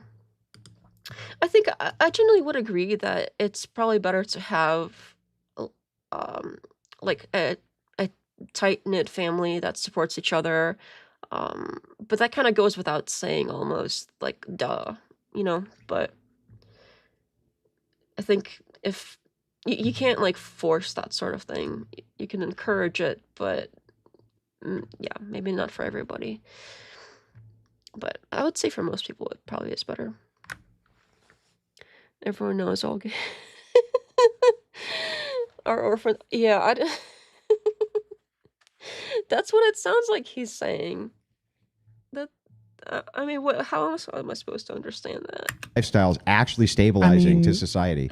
If you're talking about like stabilizing, I mean, you see that like homosexual couples, gay couples, they have better outcomes for their children than typically heterosexual. I don't think that's true. Yes, they do. No, they don't. Yes, they do. I mean, if you look they at don't. yes, they do. Then explain Absolutely. this to me, if that's the case. Why is it? Do you agree that homosexuality is plagued with problems of promiscuity, with problems of STDs, which are many, many times greater than that of the heterosexual community? I would say no. I haven't looked at the research. Okay, but it is. I'm just gonna explain it to you. For instance, when you're talking about monogamy and gay marriages, and even absent gay marriages with homosexuals, they have an open relationship about 50% of the time. That's why the STD rates are so high, right? Now, even if I were to grant a lower number, and the estimates on the lowest side I could possibly go is 30%, on the heterosexual side, 4%. So if that's the case, I can tell you how this is a terrible outcome for children. Children who are raised by homosexuals. I have heard him say these stats before. I don't have opposing data to dispute that. And I do remember hearing something a while back, and I don't know if this is true, but that they used to have, and I don't know, this probably doesn't happen anymore, I'd be surprised, but they used to have like parties where they would like try to give each other the AIDS or HIV, I guess, that causes that. But I thought that was a thing that used to happen, but I'm not sure if I heard that and just accepted that as fact without evidence, or if there really is like some evidence behind that kind of thing happening, or if that's like some kind of propaganda that I absorbed over the years. But I thought that was a thing that people did sometimes. Now that I say it out loud, it sounds really stupid. So maybe that's, you know what, I'm gonna ask. I have to ask ChatGPT now. Because, like I said, I doubt that happens anymore, if that ever did, but I could have sworn somebody told me at some point that that's something that people did. Sounds made up. Yeah, it does kind of, now that I say it out loud. Like, why would, I don't know.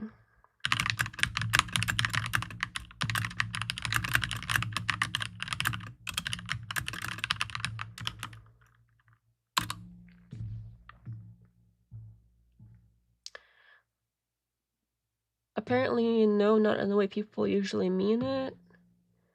It wasn't a widespread thing. Apparently, there was a niche subculture in the late 90s, sometimes called bug chasing and gift giving. Yeah, so it was something that the media reported, but it wasn't like that popular, I guess. And the idea stuck because it was shocking and rhetorically useful. That makes sense. So okay. So it wasn't like completely made up, but it was extremely rare. Because I mean, like, why would you wanna? Yeah, I mean, there's other ways to not, continue on the planet than something like that. That sounds horrible. This got depressing fast. The other thing I wanted to ask real quick. I don't know even like Google things anymore. It's weird how fast technology's changed.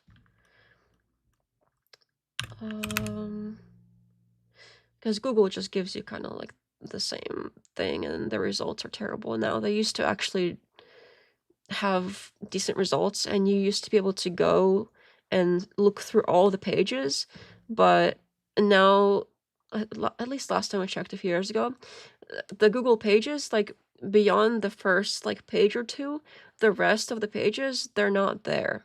It's like the same results over and over and over again. You used to be able to find like some niche weird stuff on Google just by searching and going to page like 30, and there would be something different there that is like not that popular. but you can't do that anymore. Like it's like page 2 or 3. Like after that, it looks like there's more sometimes, but they just recycle the same results. They'll just keep repeating the same, like they'll do like a copy of page 1 on page 5 and a copy of page 2 on page 6, etc. And they'll just keep like making it look like there's more. And sometimes they don't even do that. They just give you like a few. But I remember when Google was not doing that.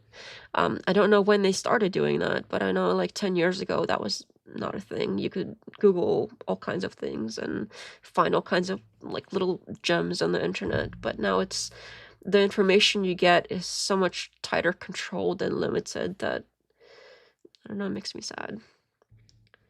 And oh yeah, I was gonna look up the stats.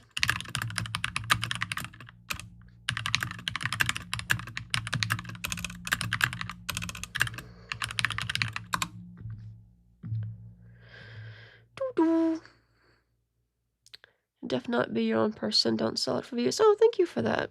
I try to do that.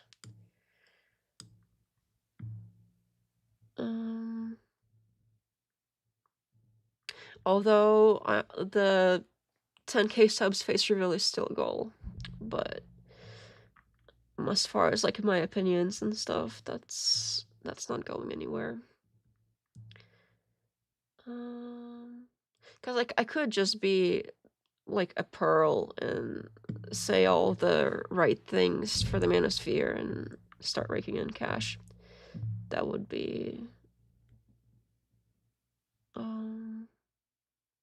so there are higher reported rates of some STDs for specifically men. I guess, oh wait, that's men who have sex with men. Apparently MSM, that's a thing now. Instead of saying gay, that's interesting.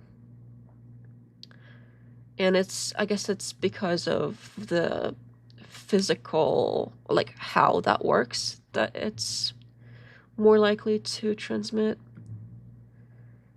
But apparently lesbians have some of the lowest STD rates of any group.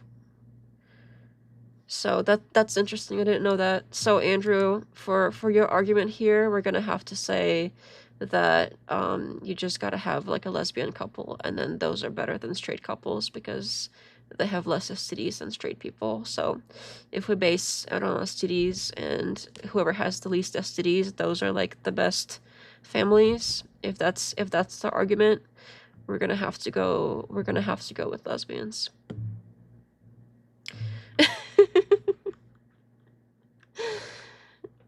Have the highest DV rate. I heard about that, but I don't know if I don't know how, you know, like if it's kind of a man on woman sort of thing, it can get very serious very fast because of the strength difference. But I don't know, like woman on woman, how much damage can really, like, how often does it get like really serious, or if it's just like, you know, like I don't know exactly what they mean by like DV when it comes to that. Like do they just, or is it like serious stuff? So I don't know, but I did hear that. But that's, I mean, his argument here is based on he says because gays have more STDs, then that means straight families are better. But if it's about STDs, then that means lesbians are better families. If it's all about STDs. I was in a DV situation and knew how to keep my hands down because I would get blamed. Women don't know they can get blamed. Yeah, that is something that I think, like, as part of like the red pill manosphere content, that's something that I agree is not great because it is disproportionately that, like, if something does happen, it's women don't really get punished for that as much. And yeah, I think that's wrong. So like out of all the things that manosphere people say, that's probably one of the ones that I'm like, yeah, they have a point there. But the thing that happens with that I see a lot on in like the comments under like Wilson's videos and other like Crucible adjacent people is they will start assuming like the woman is lying, or they'll go immediately straight to like, because it's like historically disproportionate and that isn't like great from men in the courts, they'll assume that like, oh well, the woman has to be the one that's lying, the man has to be the one that's innocent. That will kind of like flip it around. So I don't think that's healthy either. I think we can have a good like middle ground of understanding that like this sort of thing does happen to men, and like teach women that it's not okay to do that kind of stuff. So I think there's a fine like middle ground there without going in the complete opposite and saying like, oh, it's mostly like male victims and like women are the ones doing like most of the harm, because I mean that's just not true. Definitely using red pill talking points. all people are individualists, the feminists and red pill forget that fact. Yeah, because yeah, I could see that. And I think I sometimes hear like some of the feminists I have on the shows like this, they will say like that they fight for both like men's rights and women's rights, but I don't really see that much. Like I hear it said, but I'm not like seeing like resources for like male victims or anything coming from the feminist side or anything like that. But I do hear them say that, so maybe like the sentiment is there for some of them, but not a lot of follow through. But it's also kind of like society has this concept of like men can take care of themselves and women need more help, which is probably true, but not exactly fair. I don't really know where I'm at on that, because I mean you would have to basically double the resources, because you can't have like men in like a women's shelter for women that have experienced like DV from men. You would have to build like a separate thing, and they don't come forward as much, so there wouldn't be like that many of them there if they really like need something like that, because usually I would say men tend to like not complain about it as much when they do experience it. And I don't know if they want to be seen as victims either. So I don't know. It's a complicated like psychological thing that I just don't know enough about, but I do know that it's not exactly like fair or proportional. I didn't call the police when I was DV because it just seemed dangerous. Yeah, I mean you never know. I'm sorry you had to go through that though. That really sucks. All right, let's try to finish this, because it's not. Oh wait, 45 minutes. I thought this was like a 20-minute thing. Maybe we won't. Maybe we won't be finishing it. Okay, you know what? If this is that long, I just quickly want to switch over to the Jimbob thing, because I don't want to watch the whole thing. I just want to show you like kind of the atmosphere of this. Of like how this conversation went. So Revelation is like the garbage you put in the flux capacitor to keep the DeLorean going? No. Okay, so when the faith is delivered, right? Christ comes, Revelation, Old Testament, prophecy of Jesus Christ. Jesus Christ comes on the scene, establishes a church, right? You're saying that from Christ on, because is there any more revelation? Yes. There's where's their revelation after Christ? Tell me. After.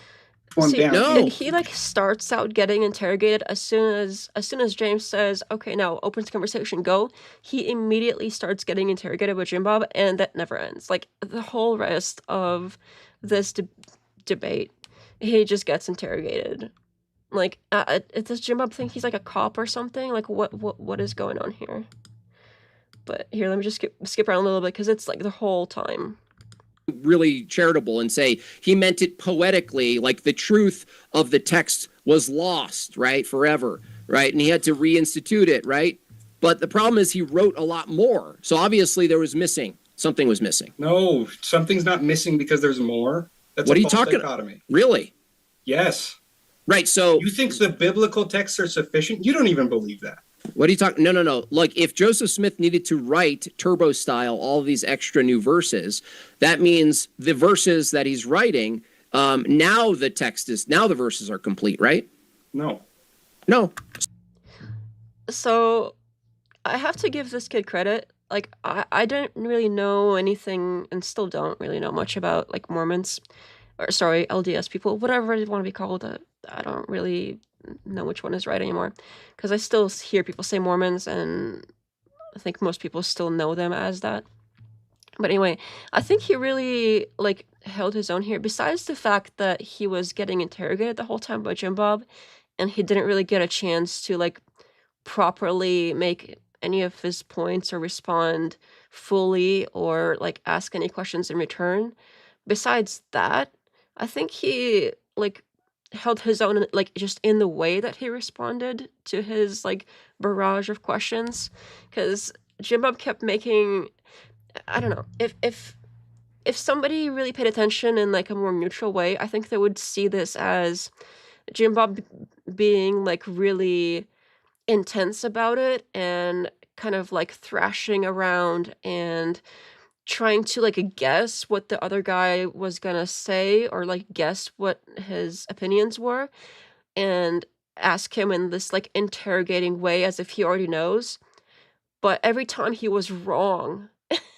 And that was kind of funny because here he is and he got like really frustrated because of that. Like the whole way he's just getting more and more and more frustrated to the point where like somewhere around here he just starts screaming and it's all because he acts like that. If he would just like ask questions in more of like a good faith manner or have more of like an equal sort of conversation back and forth, I think he wouldn't have to be so frustrated like that. Because he keeps like he doesn't let the other guy finish speaking, he just starts assuming. And when he's wrong, he starts like attacking him, and even though he just assumed something incorrectly, and the guy is like, no, that's not the case, he still and he'll go, well, that's not the case. The guy says actually, and he won't get to finish that statement because Jimbob is coming here again with another guess of what he's about to say, and it's again not the right thing, and he just keeps like building like that. Like if you just let the other guy finish talking, you won't have egg on your face. If you just let him finish and like attack the argument that he is making, because he kept like building straw men's the whole time. Men's that's not a word. Straw men. Is it building straw men? Because it's men's isn't like a plural of men, of man men. You know what? It doesn't matter. He kept building them, and then it wasn't working. I'm gonna go for a little bit. These be organic. Yeah, I appreciate it. In the King Follett Discourse, April 7, 1844, primary and explicit. He's reading something there. And I'm a follower of them. No. You don't know. The question isn't whether or not you're choosing. The question is whether or not you know Jesus' teachings. Do you even hear yourself? You like say two different sentences that are totally unrelated. You're insufferable. That's also true. Because he keeps throwing out questions, and before the guy can finish answering one question, he will throw out a like completely unrelated question, and it just like constant barrage of stuff that seems kind of random, and like, I would not be surprised if I scroll down in the comments right now and saw a bunch of people be like, oh, Jimbob owned him. But, like, no, he didn't. Persons of straw. Straw birthing people. Building straw persons. I think we've got this, straw people. Yeah, we've got this straw people and straw persons seems to be the consensus here. Jimbob's debate on Christian nationalism against Fabian liberty was the best example of his style causing him to fail. Did I see that one already?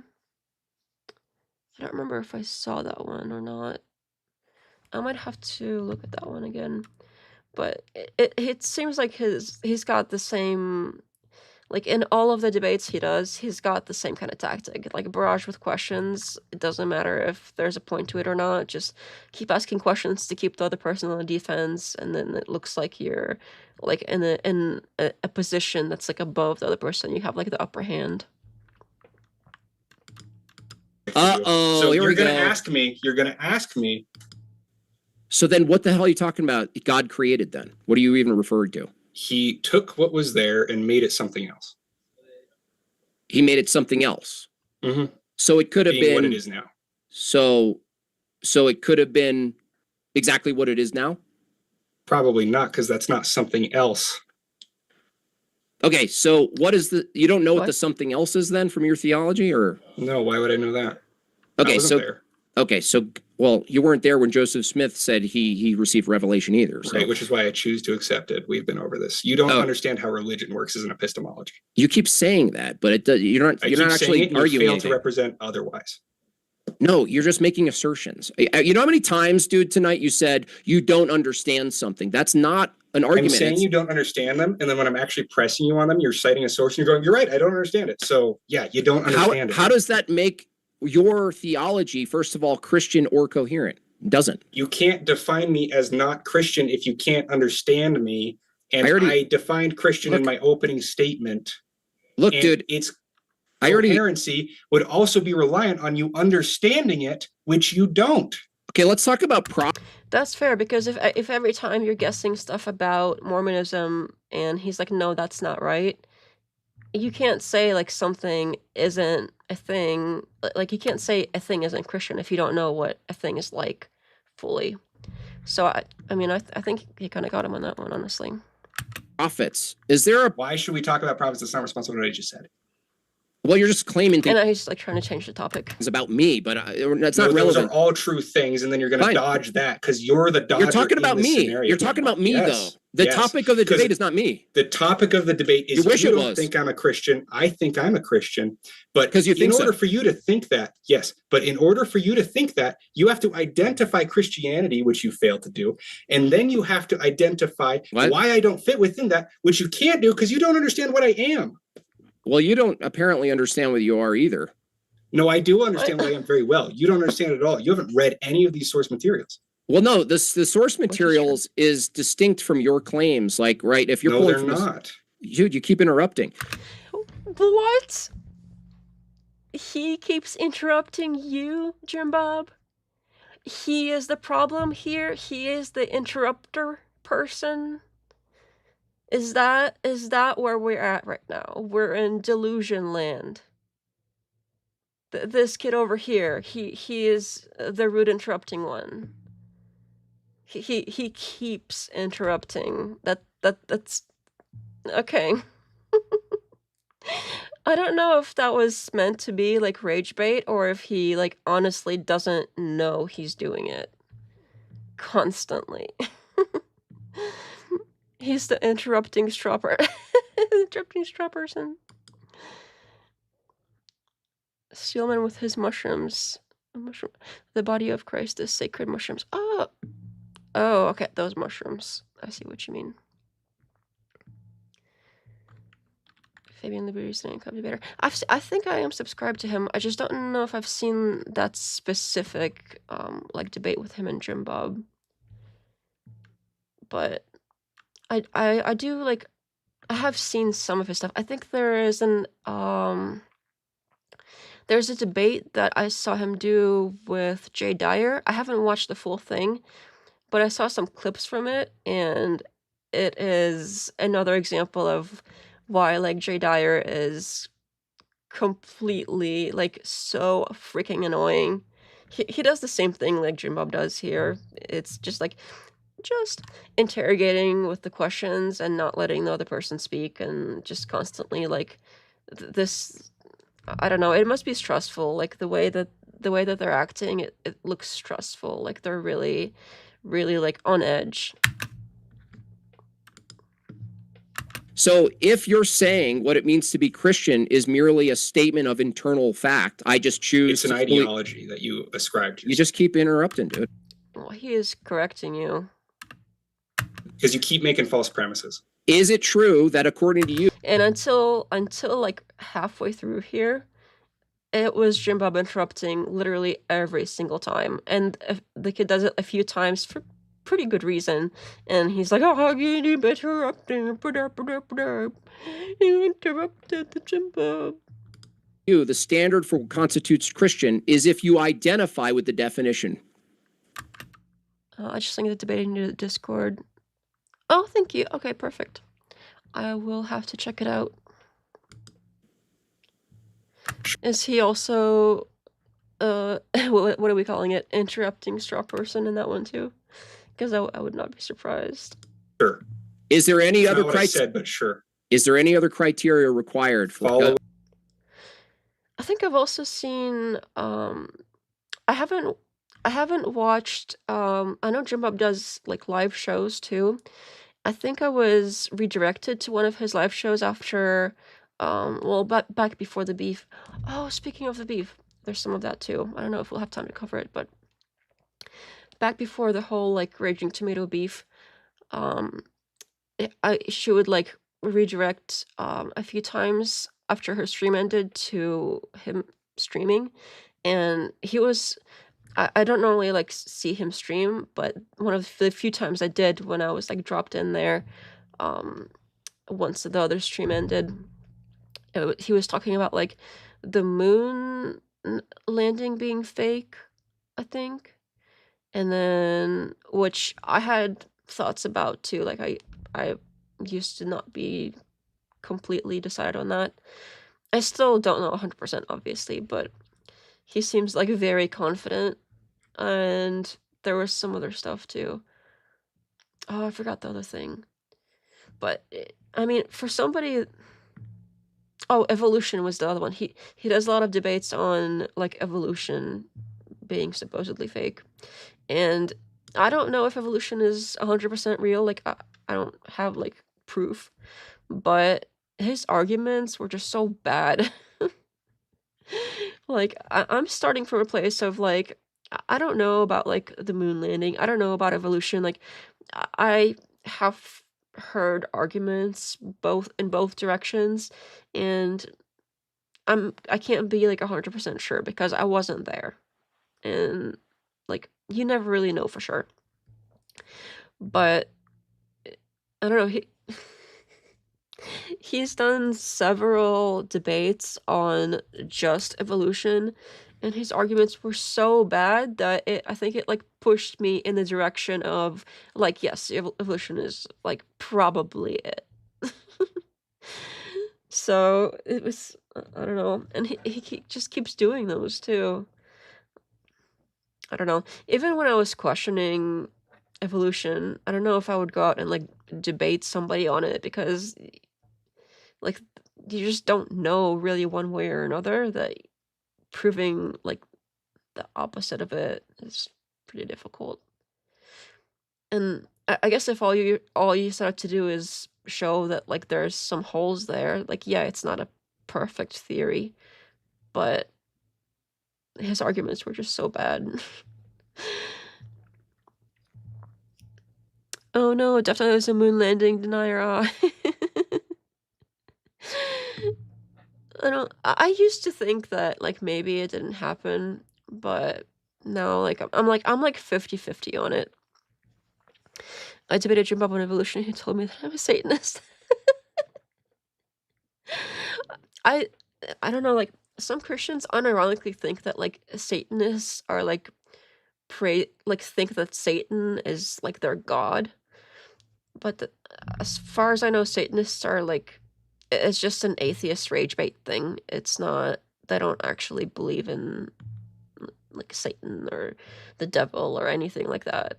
And the fact that people like unironically believe that people like worship the devil if they disagree with you is so funny. Wait, tell us more about your thoughts on the moon landing. I'm sorry, I missed that one. Yeah,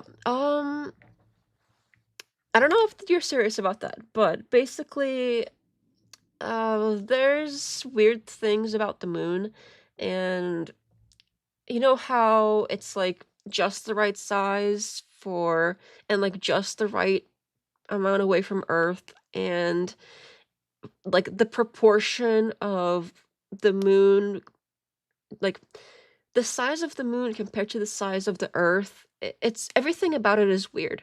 Like I haven't really looked into this stuff in a long time, so I can't like off the top of my head remember every single like weird thing, but everything about the moon is super weird. And one of the major things is like the radiation belt, but I have also heard arguments that like they could go through it because it was like thinner before, or like for some reason they went through a part where it wasn't like there was a hole in the radiation belt or something, or like if the belt is here, they went like through there. So I have heard arguments about how like yeah, they did get through the radiation belt, but one of the things that is really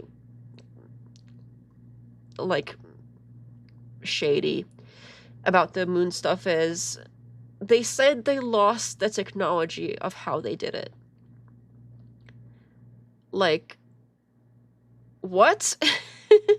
Like, how do you lose something like that? That, like, only the biggest thing that, like, happened to our country ever, and you like, lost it. Like, oops, I misplaced the moon stuff. Like, what?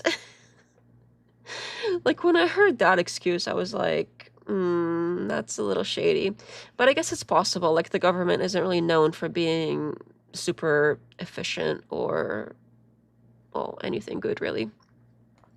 So I guess it is possible. But, again, like, on the moon stuff, I just don't know. Like, I see arguments in both directions, and I don't know if I, like, really care enough to put my flag on one side or the other. I live about a half-mile from the test Stanley used when developing the Saturn V rocket. And I've seen the work papers from the scientists who built the rocket and went to the moon. It's real. But it's also possible that, like, they sent a rocket up without people in it. So, like, there are arguments you can make for, like, yes, there was stuff that, like, they do already put, like, send rockets in the sky. It doesn't necessarily mean they're going to the moon. And, like, the phone call stuff that went on, because wouldn't there be, like, a lag with the phone calls? I don't know. I heard stuff going both ways, but at the end of the, long story short, like, the stuff that I am not convinced are, like, when people point out, like, weirdness with the videos, because those can be explained. Like, when they're like, oh, well, this is, like, moving, and there's no wind on the moon, or, like, this shadow over here, shouldn't it? Like, I think those, like, the things about the film, I think those can be explained by, like, them, yes, they did go to the moon, and this is, like, you know, weirdness of them, like, being there, or, like, them moving past it, and, or, like, anyway, I don't know why I'm still talking about the moon. It isn't that we lost the technology, we're way more digital now. That means the radiation belt can cause more problems. I thought it was, like, bad for humans, like human beings would get cancer or something. What, you mean you've never lost the tech behind one of humanity's biggest achievements? Hate it when that happens. I know, right?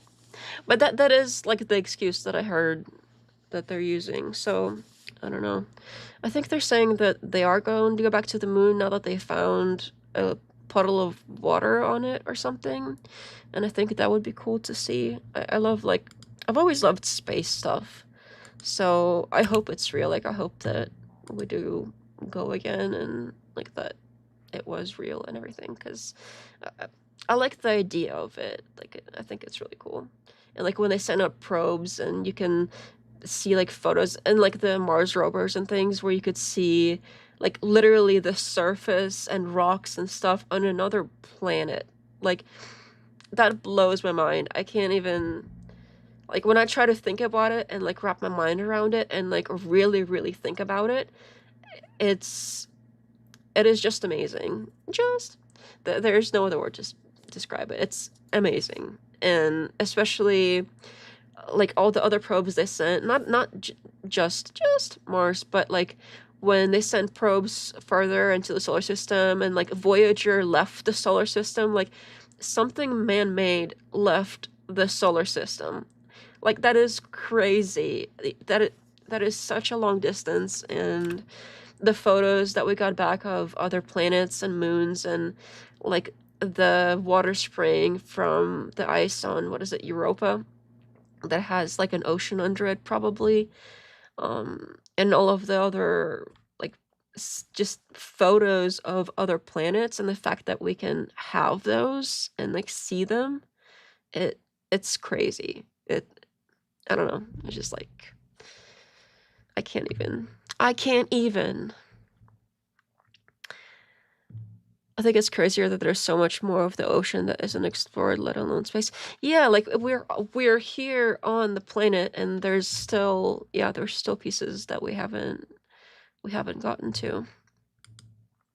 I think they're discovering new species still constantly, even though most of them have gone extinct now or something, because of everything we've done. And it's still amazing that they find new stuff, even though so much of it has been, killed off.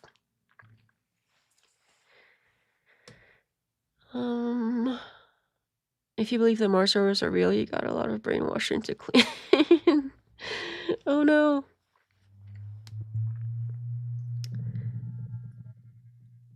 I think I missed a few more of here. Satellite communication was developed to facilitate the communication. It was possible to talk while on the way to the moon. Wouldn't there be a lag though? I think like, not that it wasn't possible to talk, but that there would have been more of a lag, and that there wasn't enough of a lag in the conversation or something. I think that was one of the arguments I heard. The number of people to keep their mouth shut in order to keep a secret that big. It's not reasonable to think that the moon landing didn't happen. And the Soviets verified it at the time.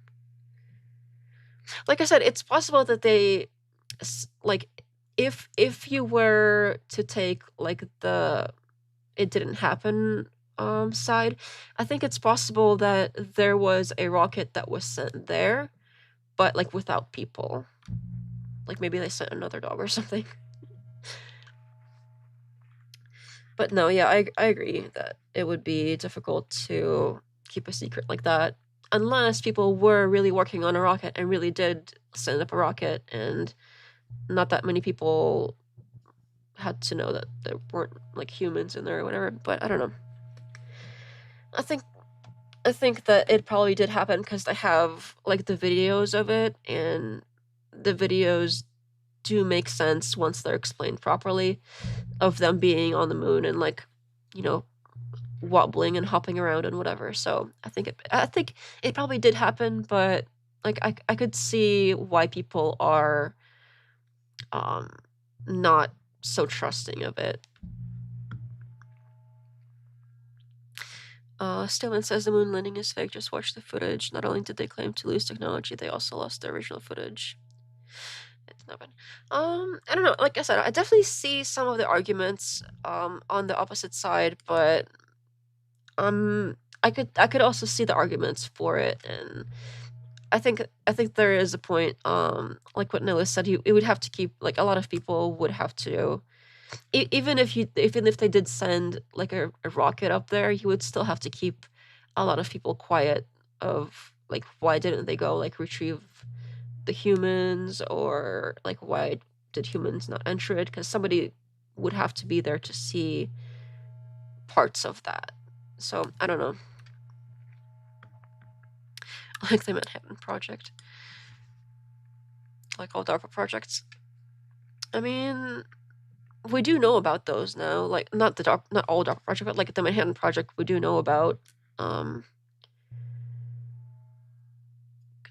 Because they used it, but yeah. And I don't remember, has anybody come out and been like, I was involved and it was fake or whatever. I don't remember hearing anybody come out that was like credible, where they were like, oh, I was part of the cover-up or whatever. I don't recall anything like that. So I don't know. I will leave it at, I am not sure. It probably happened, but I could definitely like see why people think it didn't. Like, we're going to see a few more bits through here, because I think he like gets progressively more irritated, and it's kind of funny. But let me see if I can find it. Doing the teachings of Jesus Christ as you understand them. There is no objective Christianity. I'm a follower of Christianity. Are you going to go to someone and say they're not a communist, even though they're identifying that they are because they believe something different from another communist? That's literally what you're doing. Well, communism does have a definition to it you can look at, It does have a definition that's more objective than that of a Christian, because your definition even more of Christian is totally asinine. You think that helps you? So, it does help me. But even so, yeah, you're such an ass, dude. Look, name calling? Even so, yeah, name calling. You is that name Christian call all the time, dude. Don't. No, that's not Christian. Yeah, it is. It's Christian to name call. Yeah, you viper. Oh, sure, fair enough. Okay, then I'll call you an ass and feel good about it. So how do you know you're following Christianity if it's not objective? He was literally about to say something. He's got his hands up trying to explain something, and he jumps in with like, I'm gonna interrogate. It's so annoying. Like, I think I stopped watching like somewhere over here because he just kept like interrogating the whole time. Again, ideologies are subjective. How do you know you're following Christianity if it's not objective? Because ideologies are subjective. These two communists believe slightly different things about Karl Marx, but they're still both communists. That's a good point. I'm inclined to say, like, if somebody says they're a Christian, I'm inclined to be like, okay, yeah, that you're probably a Christian, because there are lots of different kinds of Christians who believe slightly different things, but they're all like, I believe in Jesus, or like, I believe this and that about Jesus, or some of them don't believe Jesus did certain stuff, or some of them believe some specific things did or didn't happen, but they all generally believe like Jesus was like the Son of God or whatever. So I'd say, like, if you believe in that, you are a Christian. If you like try to follow what you think Jesus said, I think that's Christian enough. I don't know if other Christians are like trying to gatekeep from other types of Christians. I just see that as like you're trying to gatekeep because you think you're right about your like type of religion, and all religions think that they're the correct one. So I think I'm inclined to be on the Mormon side here of all things. 99% of people that claim to be Christians are Satanists. What are you talking about? Steelman is like all over the place today. Okay, so communism you would refer to as a way of operating a society, right? Although I heard a theory, since we're all into like random like unusual theories today, that there is a belief that people who follow like the current majority religion, Christianity, and the current Bible and everything, like those writings, that they are following basically like the devil, I guess, or well, what is it exactly? Like a bad, like mean God that pretends to be good. And there's this theory that the current Christianity is based on that, like Yahweh specifically, that this is like a bad, like evil God, and he like is pretending to act all like loving and pretends, and people like pretend that he is that way, but he's not really. And the goal is to get everybody to worship like the evil imposter God.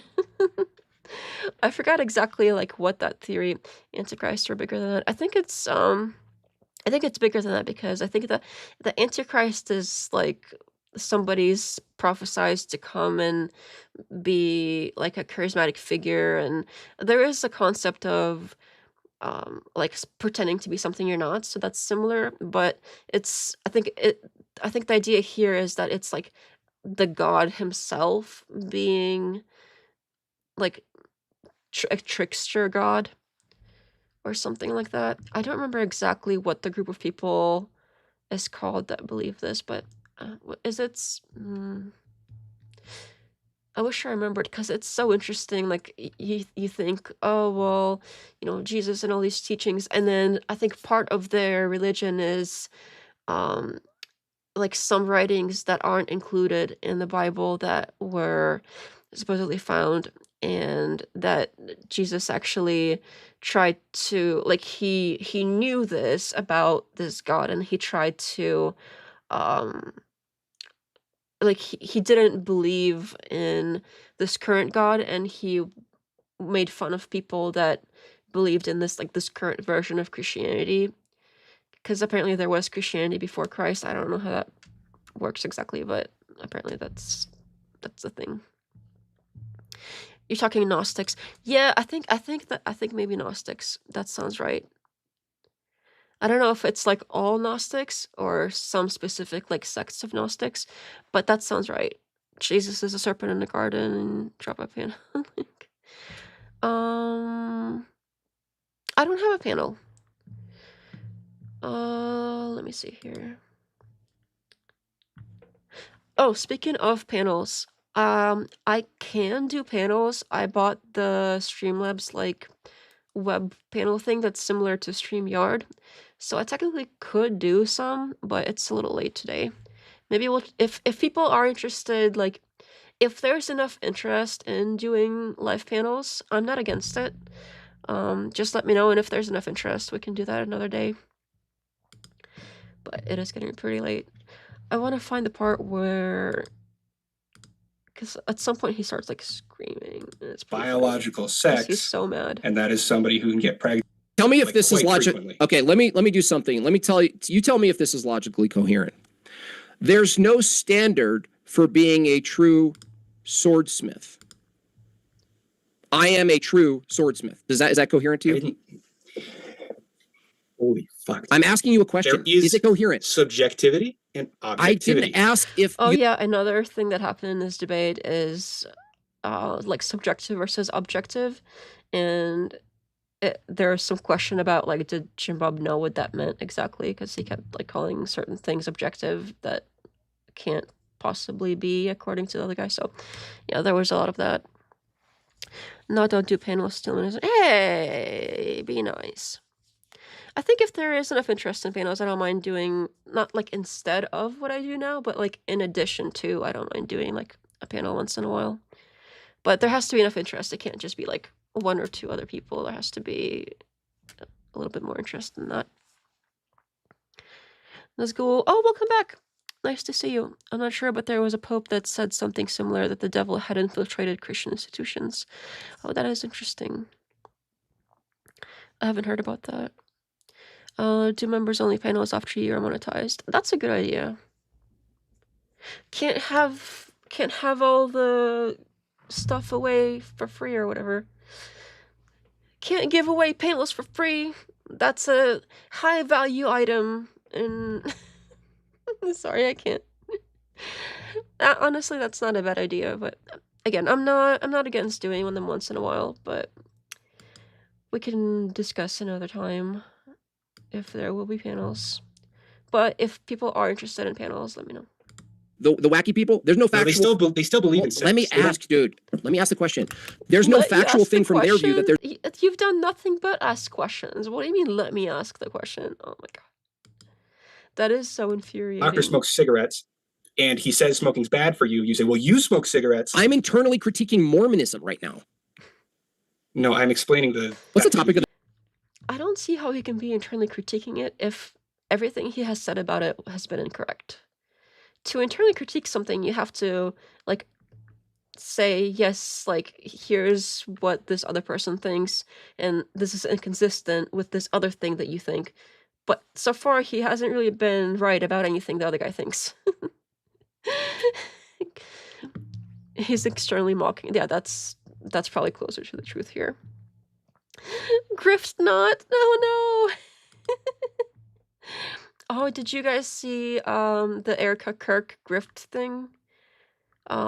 Where she got on stage and she was, I think it was at TPUSA, and she was reading this thing where like some kid was there and she was reading about like his achievements and whatever.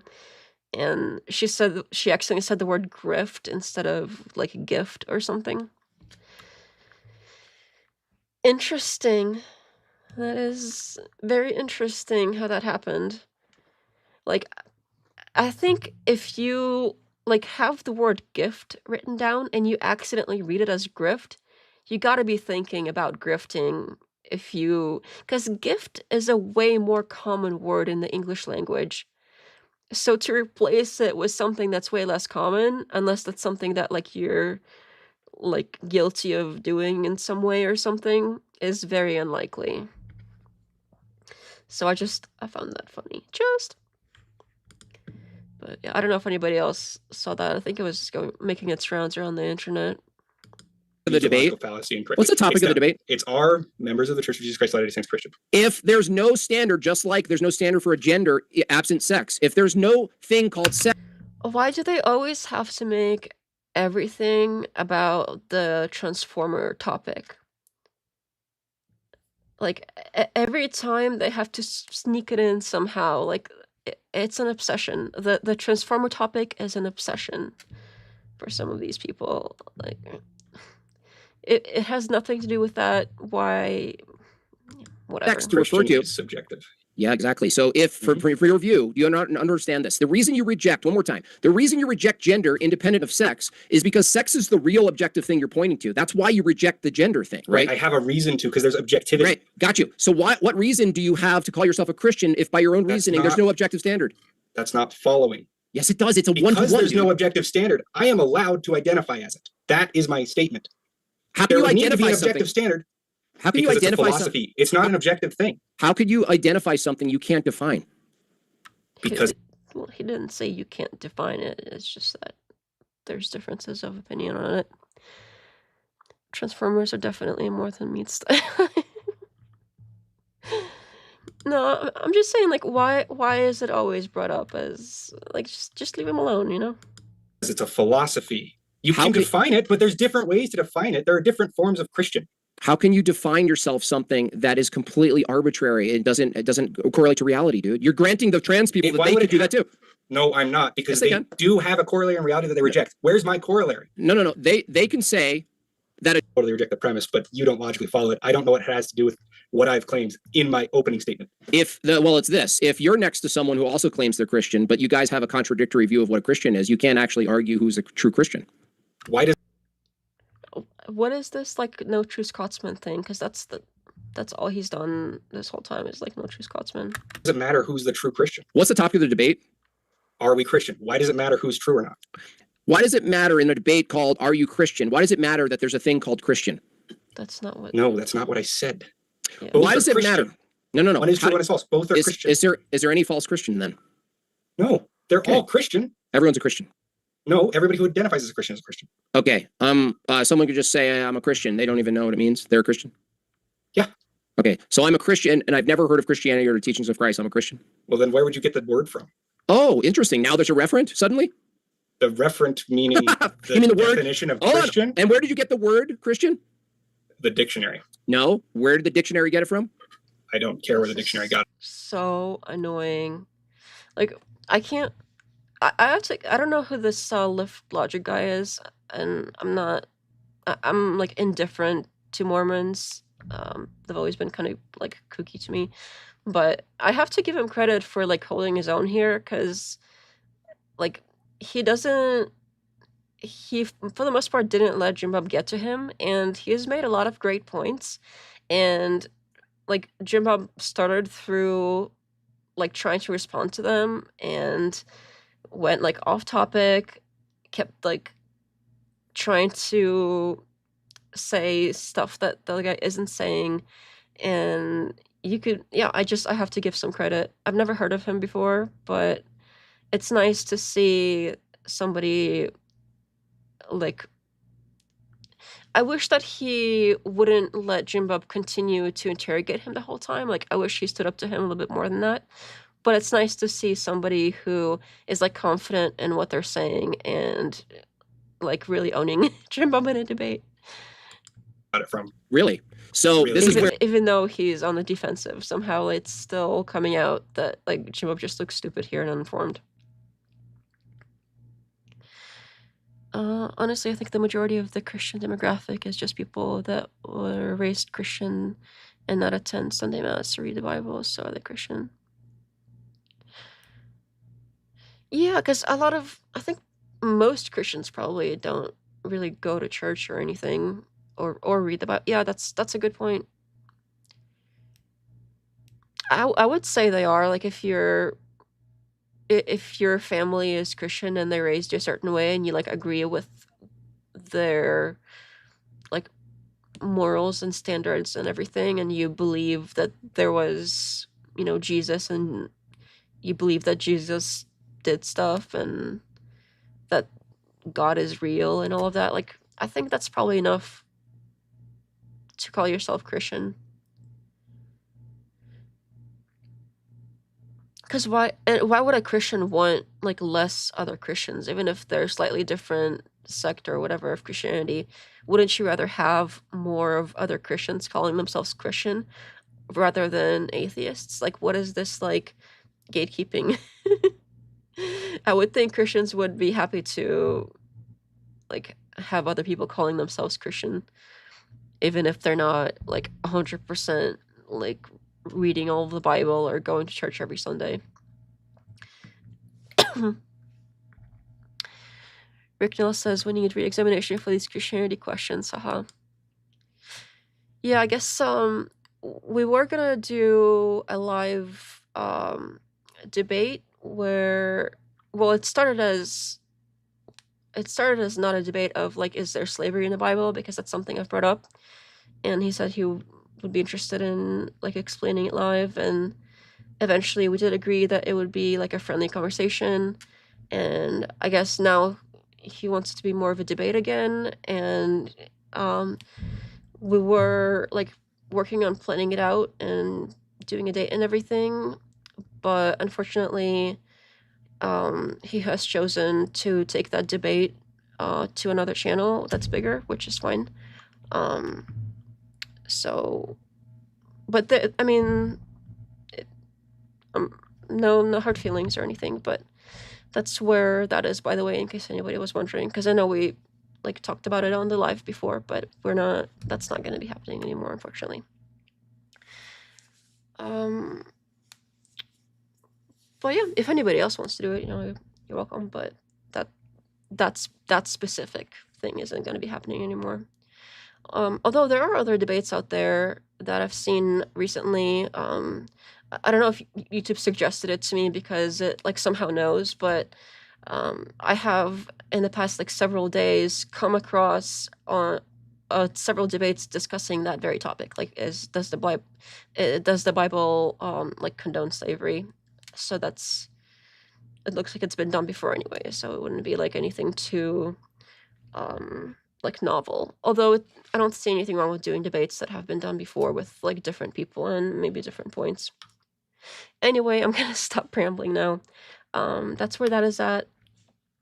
So, but yeah, it would be nice. He does seem very knowledgeable about Christianity, so he would be good to answer any kind of like religious related questions, because he's very knowledgeable and smart about that. That's the only this is where you're claiming look, to. dude, you're totally cooked now. The thing that you're referring to when you say Christian is not the dictionary, because the dictionary is actually no, it's not. The dictionary needed to refer to something.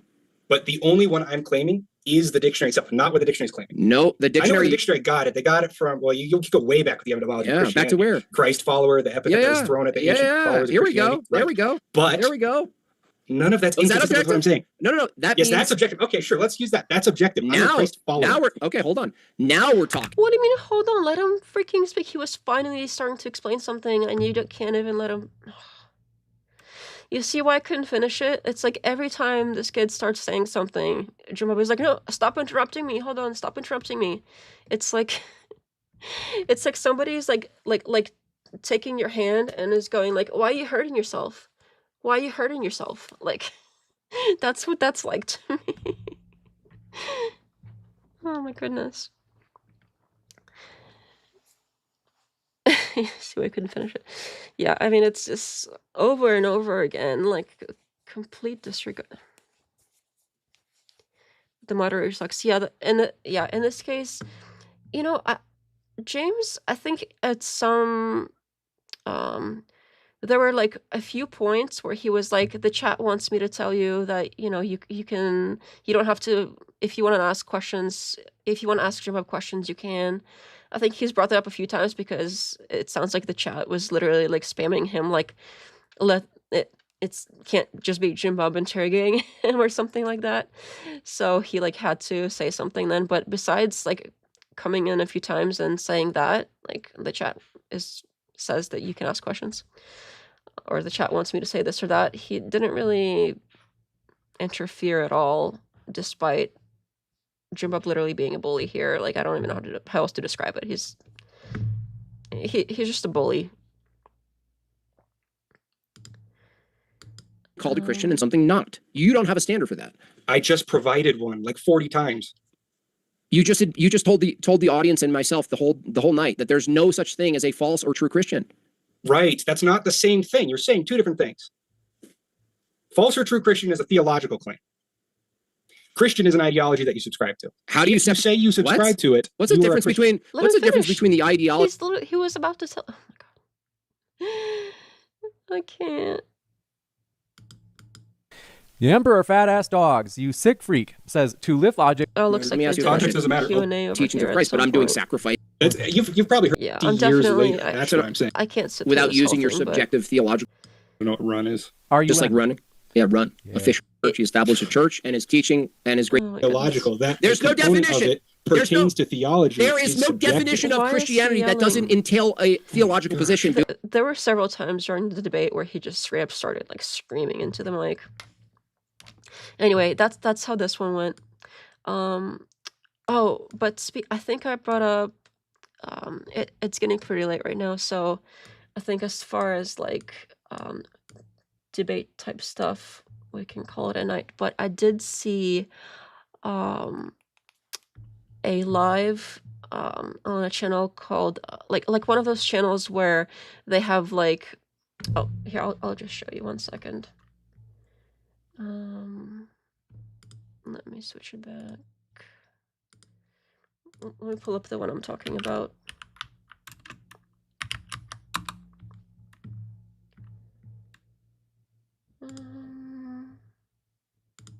Oh, here it is.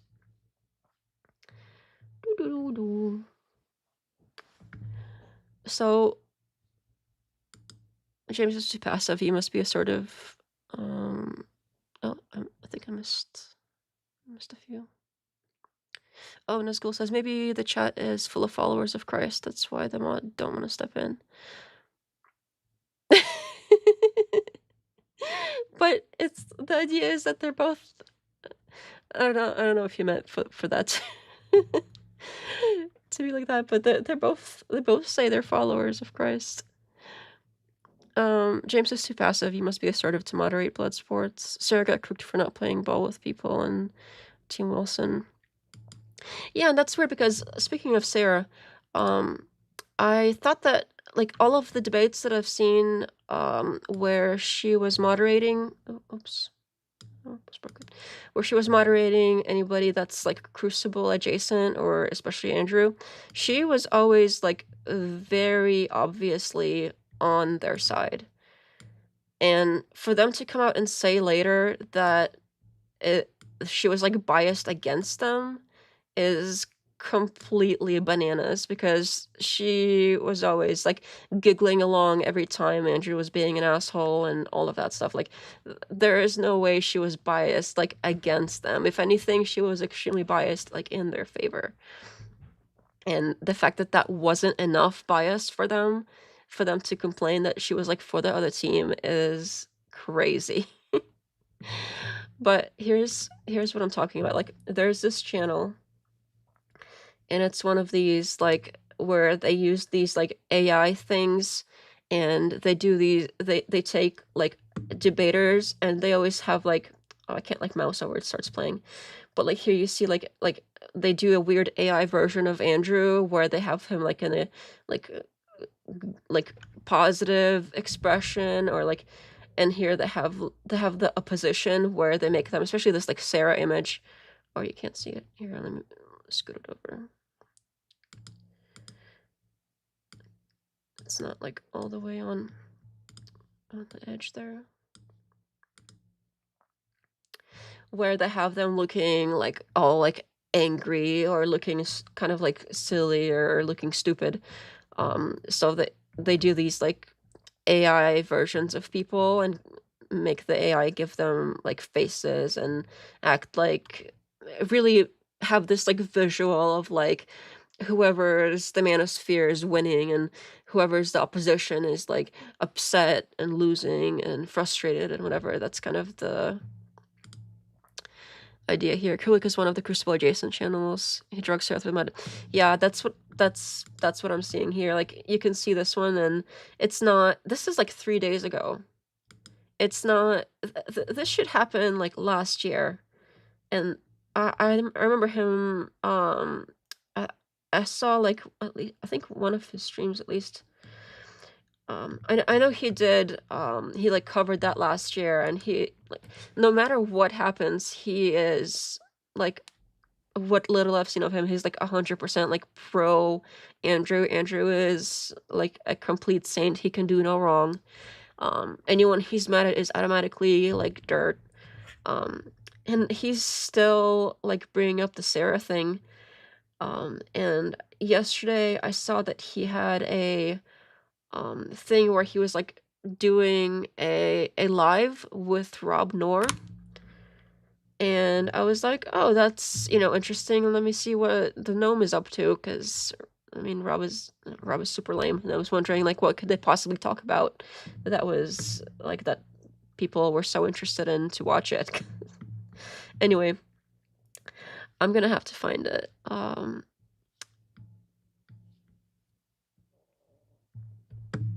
Because it's not on here.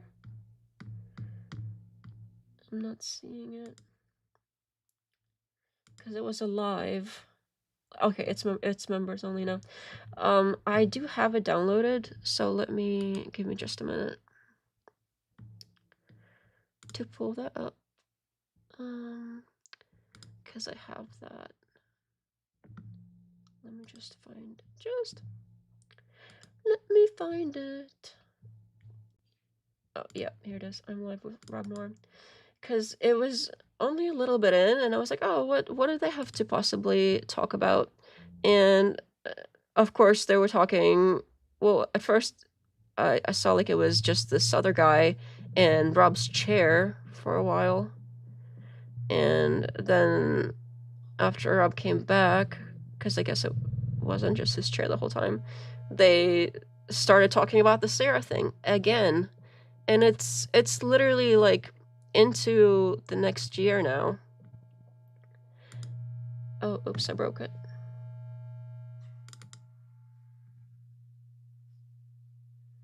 I broke it. Oopsie doopsie. I don't know how I just did that. Alright, let me share my screen on that. Oh, this channel has totally been recommended. Yeah, it's the one that stands out with all the like AI faces. That I always, you know how AI, you can tell like who it's supposed to be, but it really like morphs it to a different face. Like you can tell something is like really off because it's so different and wrong. Like you can tell that's the wrong face, but it's similar enough to be like uncanny, and it's so off-putting when it's supposed to be like realistic like that. At least make them like cartoons or something, so they're not that it's like that AI like ick factor where it's too close to like realistic, but so different that it's this like range of icky. All right, let me find. Let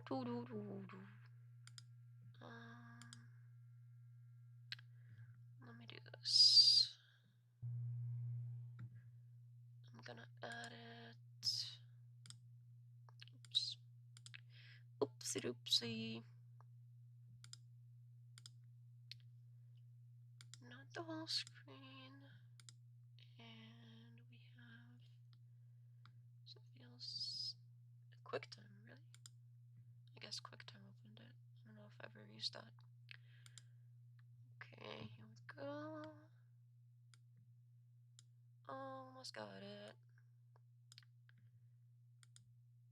You should do something to earn an AI face on his channel. I don't know what I could possibly do. I don't know. I don't know if I have like aspirations of being like just famous enough for what's it, Cool Vic. I don't know how he would even do that. He would have to make like have like the same getup, but like make my eyes super like angry or something.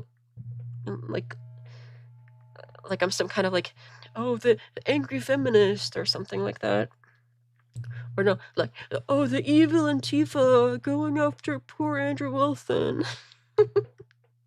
It's gotta be something like that.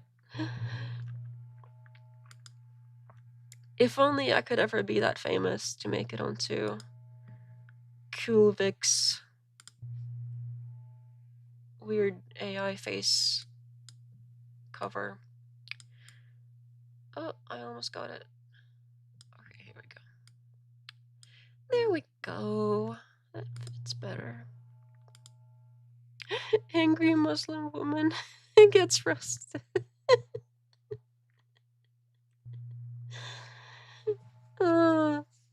I could I could see that. I could see that be so funny. The Muslim Antifa. I haven't heard that combination before. I've heard Muslim, I've heard Antifa. I haven't heard Muslim Antifa together. That's I think you're onto something there. That's something. That is new. Okay. Oh, this is like huge. I don't know. I don't like that. It's too like huge in my face, and I don't know if I want to see Rob like that large in front of me. So let me fix that. Sorry. I know we were just there, but I gotta make this smaller for me, for my personal comfort. Oh my goodness. Uh-oh.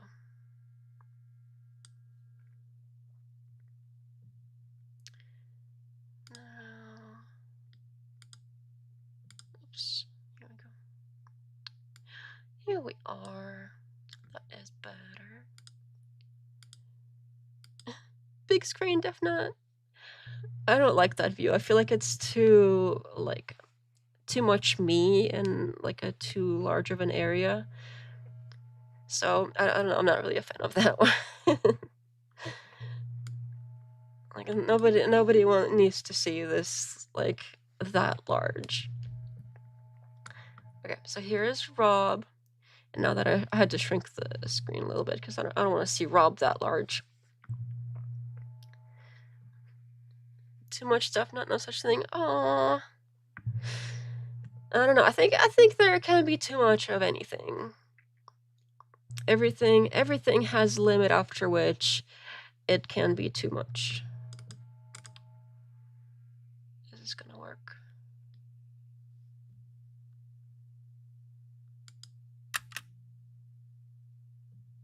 Uh-oh.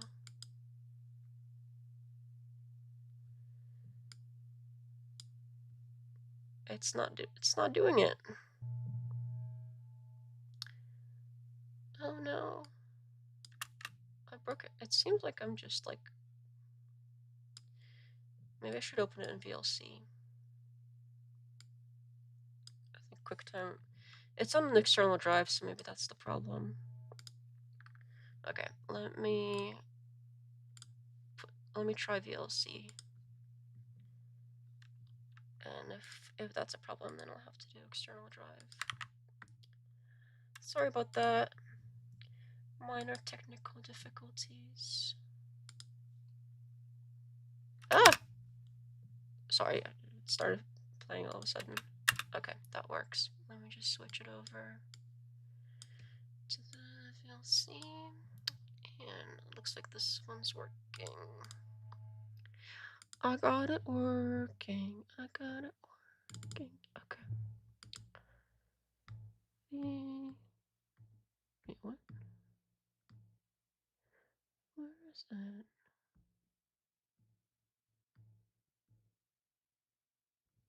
Why is it not?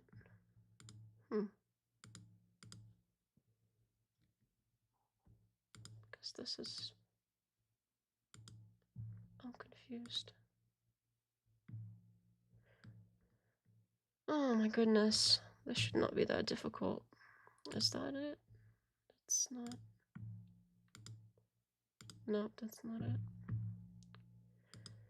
it. I broke it. I just can't get it right.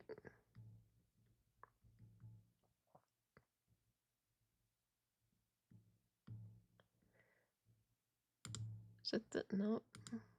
What is... How could I possibly mess it up so badly that... Oh, okay, I got it. I got it. I got it. I don't know what is wrong with me. I should be better at technology than this. Oh my goodness.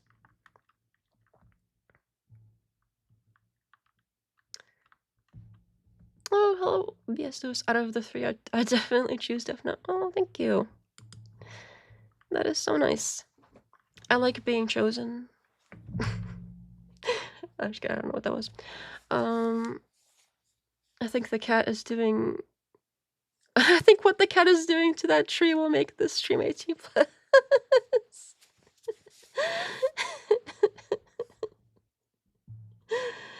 Hey now, that cat is perfectly innocent, climbing the tree in a perfectly innocent way. Can't be ruining the cute kitty thing. All right. Say this and do this, and she's there the whole time and laugh. Even Dusty was full of shit. Yeah, is it earlier still? I thought it was later in the show. Better looking people than me on this show. No, I'm just get too meta. I hope you don't mind. But like, I've never had luck with the spaces thing. I've always had technical issues. I don't know if it's me, but it'll just be like random. Like on there, I'm sitting there talking, and all of a sudden I'm muted, and none of the audience can hear me, and I'm clicking on mute. Nothing's working. Nothing's working. I don't know. I don't know if it's just me or if what the deal is with the spaces. Okay, I think they start out complaining about Twitter somehow, and I don't know what makes the conversation go into Sarah, but I know like a few seconds after this, it's all about Sarah nonstop. Oh, Nuzgo says, "How was your New Year's Eve? Do you think it's just another day?" It was. I heard a lot of fireworks outside, but it was just another day for me. I do sometimes wish that I had like more going on during the holidays, but it's also nice to just kind of chill out and relax for a bit. I think I was working on editing that freaking Force Doctrine video on New Year's. That thing is gonna be the death of me, I swear. Why is Rob always yelling is a great question. I think that explains why his mic is like so far away from his face, because if it was any closer, his yelling would make it more like it would be messing it up more. But maybe, I don't know, maybe it's because of the breathing thing, like he had to get it farther away because of the breathing, but if it's further away, he has to like yell at it to, I don't know. Maybe there is a reason behind it. Maybe some people just yell like that for some reason. But that is a great question. I always wondered as well. Yeah, no, I've never used Spaces at all, so I have no clue. I'm kind of afraid to. So there's a litany of things we could talk about tonight. There's like news stories that are going on now, but I thought maybe the first place to start would be sort of, why not? I haven't done much of it this year yet. Some of the little interpersonal dramas that you see that come up from time to time. So there's a ton of things they could talk about, apparently, but he has to talk about the Sarah thing.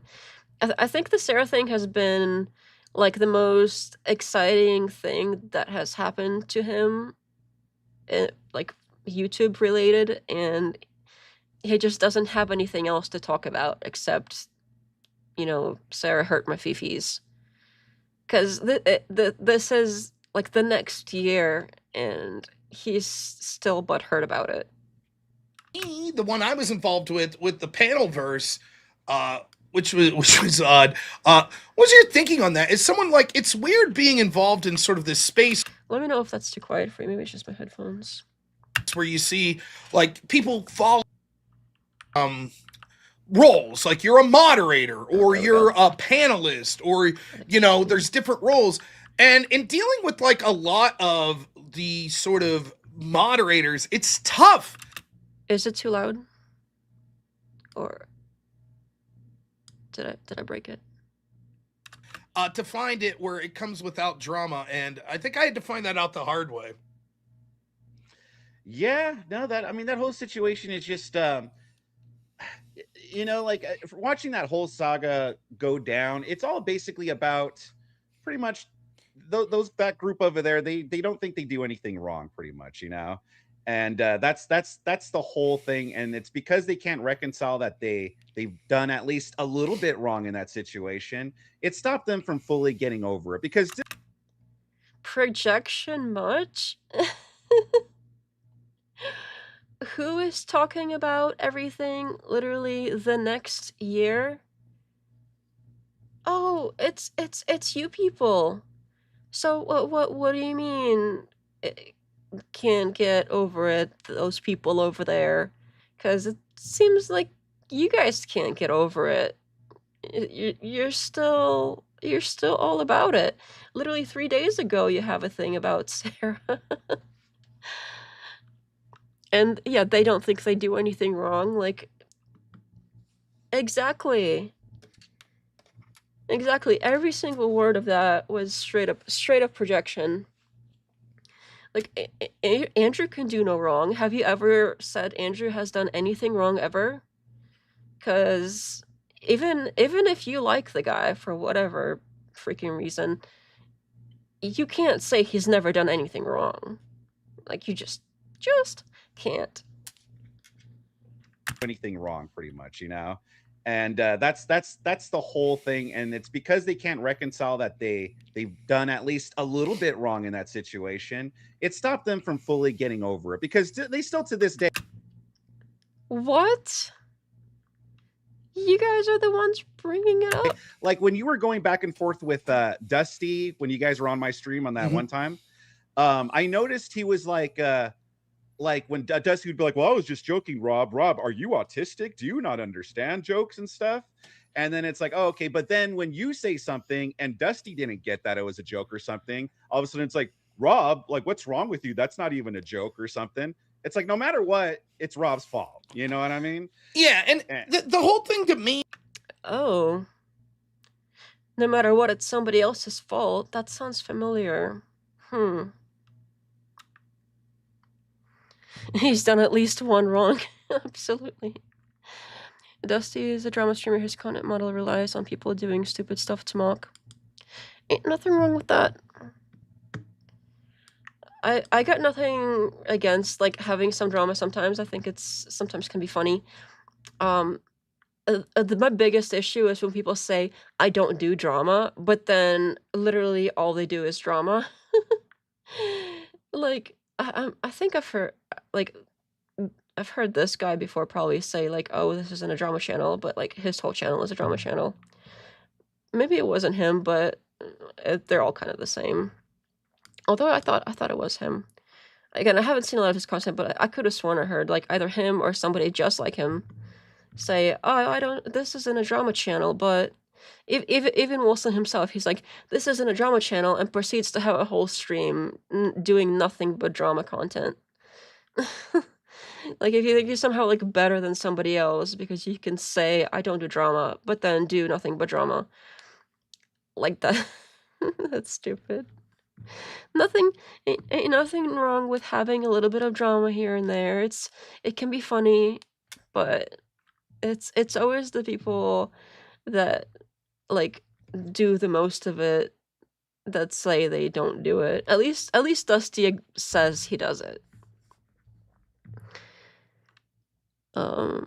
Grid does that. He says he doesn't do drama, and then we'll spend an hour on it. Yeah, I think a lot of people are like that. They're like, I don't do drama, but and then like just spill all the drama everywhere. Rick Nell says he doesn't do drama. Okay. Nobody does drama in here. Okay, guys, I don't do drama, but check out this drama. It was like, oh my goodness. Alls I am is my own person, right? That's it. Like, so I have nothing to do with Andrew's portion of this at all. Yeah. Now, full disclosure, the reason I bring this up here is what was going on was I was sort of. He has nothing with Andrew's what? My own person, right? That's it. Like, I don't know if the whole I'm my own person thing after the thing that he said about if Andrew wanted a cookie from Alaska, he would drop everything and fly to Alaska to get him a cookie. I don't know if you can say you're your own person after saying something cringe like that. I'm above drama because I'm 6'1" tall. Hey, drama knows no height bounds. So I have nothing to do with Andrew's portion of this at all. Andrew's, did you say portion of this? I think that's what he said. Yeah. Now, full disclosure, the reason I bring this up here is what was going on was I was sort of, Andrew was working with Word War, right? I was doing the debate portion of it behind the scenes, right? And who was the booker? Sarah. That was, and I sat at a table. Having. How many times has he said the story now where he sat at the table and they were like, who can we get to do this? And Andrew was like, well, I know somebody, and name is Sarah. And he was like, what do you think about Sarah? And I was like, yep, she's great. She's gonna do a great job. I swear, I've heard their story like 50 times already. Dinner while they were like, who do we got for a booker? And I watched Andrew Wilson say, we got this person, Sarah. We think she would do good at like reaching out to people, making sure things like flights, etc., trying to book matchups. Okay. And then they asked me, what do you think? Now, at this point, Sarah had said some things to me behind the scenes, sent some messages that I wasn't the biggest fan of, but I said, yeah, team player, I think she'll do great. So for me, it was like, it was a little shocking, and they've rewritten history, right? Yeah. Where, Sarah wants to say like, all I did was sit there and laugh. That's not what you did. Oh my goodness. To still be that butthurt about it all this time later after going on and saying, oh, well, I don't even care if it's the troll. I can handle trolls. And Wilson saying, oh, he can handle trolls. He's a big boy. And then literally crying about it still that you can't handle it. Only 50 times. Rookie numbers, says Rick Nell. Absolutely. Sarah. Yeah. And she wouldn't give me a chance to sort of like prove it with the receipts. But what she did was she sat there when they suggested they're going to come over. She said, do it this way. Send this person first. This is what you should do. Ha ha ha. And for me, it was like, now what the fuck is this? Right. I know I'm going to be working on this project with you. And it's like, I'm not asking for unfair moderation. I'm not even asking for, you to not be friends or not have people. It's none of that. But I feel like I'd look like a bitch. If you did this publicly, it'd be one thing if she said some shit to me behind the scenes, but if you do this publicly, and then all of a sudden here I am not saying a word because it's like, so it could have, her point about Andrew. Like, the first or the second or the fifth or the 10th, I don't know, one of the earlier times before this 50th time that he talked about this, he said that he doesn't even mind that they sent over trolls because he made great money that night or whatever. So what is he crying about now? He's always crying about something. Like, well, Andrew could have cut ties with Rob. I think he did worse. He could have. And I was just saying, hey, no hard feelings, Andrew. I wouldn't have fucking taken half-naked pictures wearing a Crucible coat. I'll tell you that. Yeah. That's not the way I would have went. But hey, to each their own. So that I still don't think they get. Yeah, wouldn't it be nice if they were just like, no hard feelings and that was it? But no, like Wilson literally had a whole like campaign against Sarah, and still does. Like that's still a thing. It's 2026 and this is still a thing. And so does Rob. Like so do all these people. They're constantly still bashing on her. I don't think they get it. Now, having said that, Dusty smart to try to monetize this. I don't know how much content he has other than this. I don't know how much content you have other than this. This is like the first thing you choose to talk about. And probably the only thing. I mean, I don't know how long this is, but I can't imagine they got into anything else if, like, the third way through they're still on this. This was your content, and apparently still is. What other stuff do you have? Like, this whole stream is, like, non-stop projection. I really don't wish ill of Sarah. If her really channel bounces right past by me, I'd say, cool, I don't care, great. You know, I just don't give a shit. And it seems, you know, that their reaction to it shows that I think they are starting to realize, kind of a mistake to say we don't need them anyways and fuck them and we're better off. Okay. You know, so that's how I look at the situation. I thought it was funny though that like you're just commenting on it and then all of a sudden your show becomes ground zero for like I call in, Dusty calls in, Andrew calls in, Sarah calls in. It was pretty funny.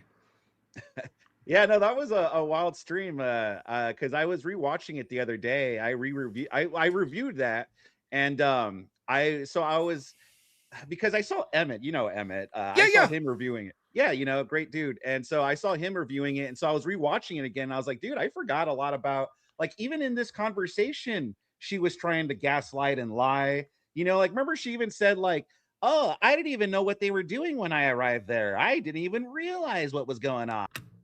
So, and it's like, well, BS. Like, even if that were true, then why not? Once you realize what was going on, you go, okay, guys, I gotta get out of here. Why? You know? Exactly.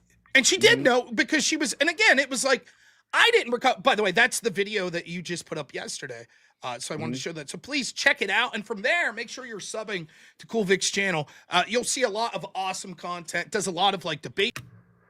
Oh, they're talking about that. Is that the one where he was like doing a picture of her face all like scrunched? Yeah, that's the one that we just saw on his channel on that right hand side where he's got her face all like scrunched up and I didn't do nothing quote, and Rob all like a friendly gnome face, and his quote is, "You're so full of shit."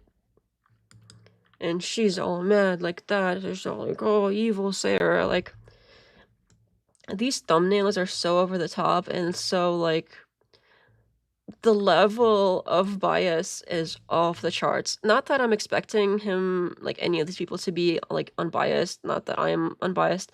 But the thumbnails are so very obviously, like, to an extreme trying to build like a certain narrative that it's like icky.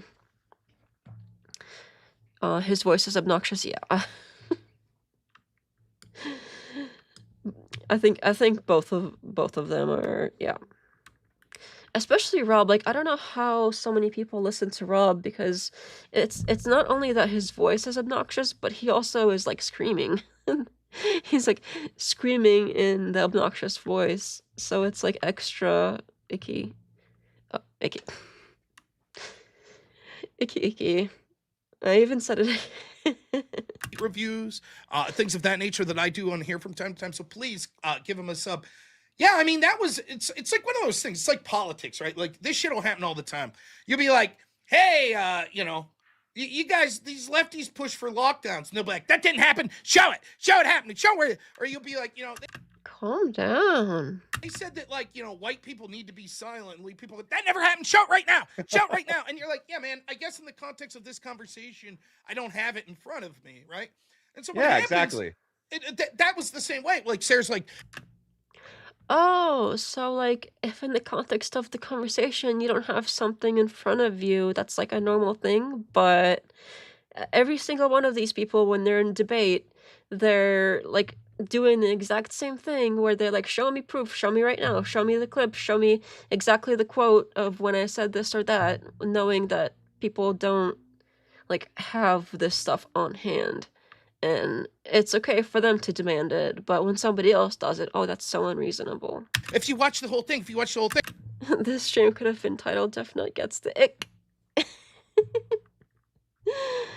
I wonder how many streams can be titled that, because it seems to happen quite a bit. So finally I got fed up one night and was like, all right, fucker, I'll watch the whole thing. And I was shocked. Like, I covered it the day after I was on your channel with her, and I was like, all I saw was the whole, and that's the power of the Panelverse. You know, like, when I went back and watched, and she was just like, oh, and say this, and do this, and she's there the whole time and laugh. Even Dusty was full of shit in my conversation on your channel with him, where he was like, oh, it was like basically one guy that we didn't even know was doing it, and then he came back, and what are we supposed to do? No, it wasn't. They set the whole thing up. Oh, you go, no, you go, no, you go, and make sure you say this, and make sure you do this. And then they came back and powwowed about how great they did. I mean... Oh, the horror. Like, oh, poor you. What? Seriously? That... Oh, man. I really, I can't believe he's still crying about this. Hello, Tommy. How's it going? That would be a good playlist title on your channel. I agree. I'm gonna have to find all the ickiest ones. That's a good idea, actually. Powwowed about how great they did. I mean... This hard drive is making a lot of noises. Sorry, let me unplug it, because this is one of those like backup big ones.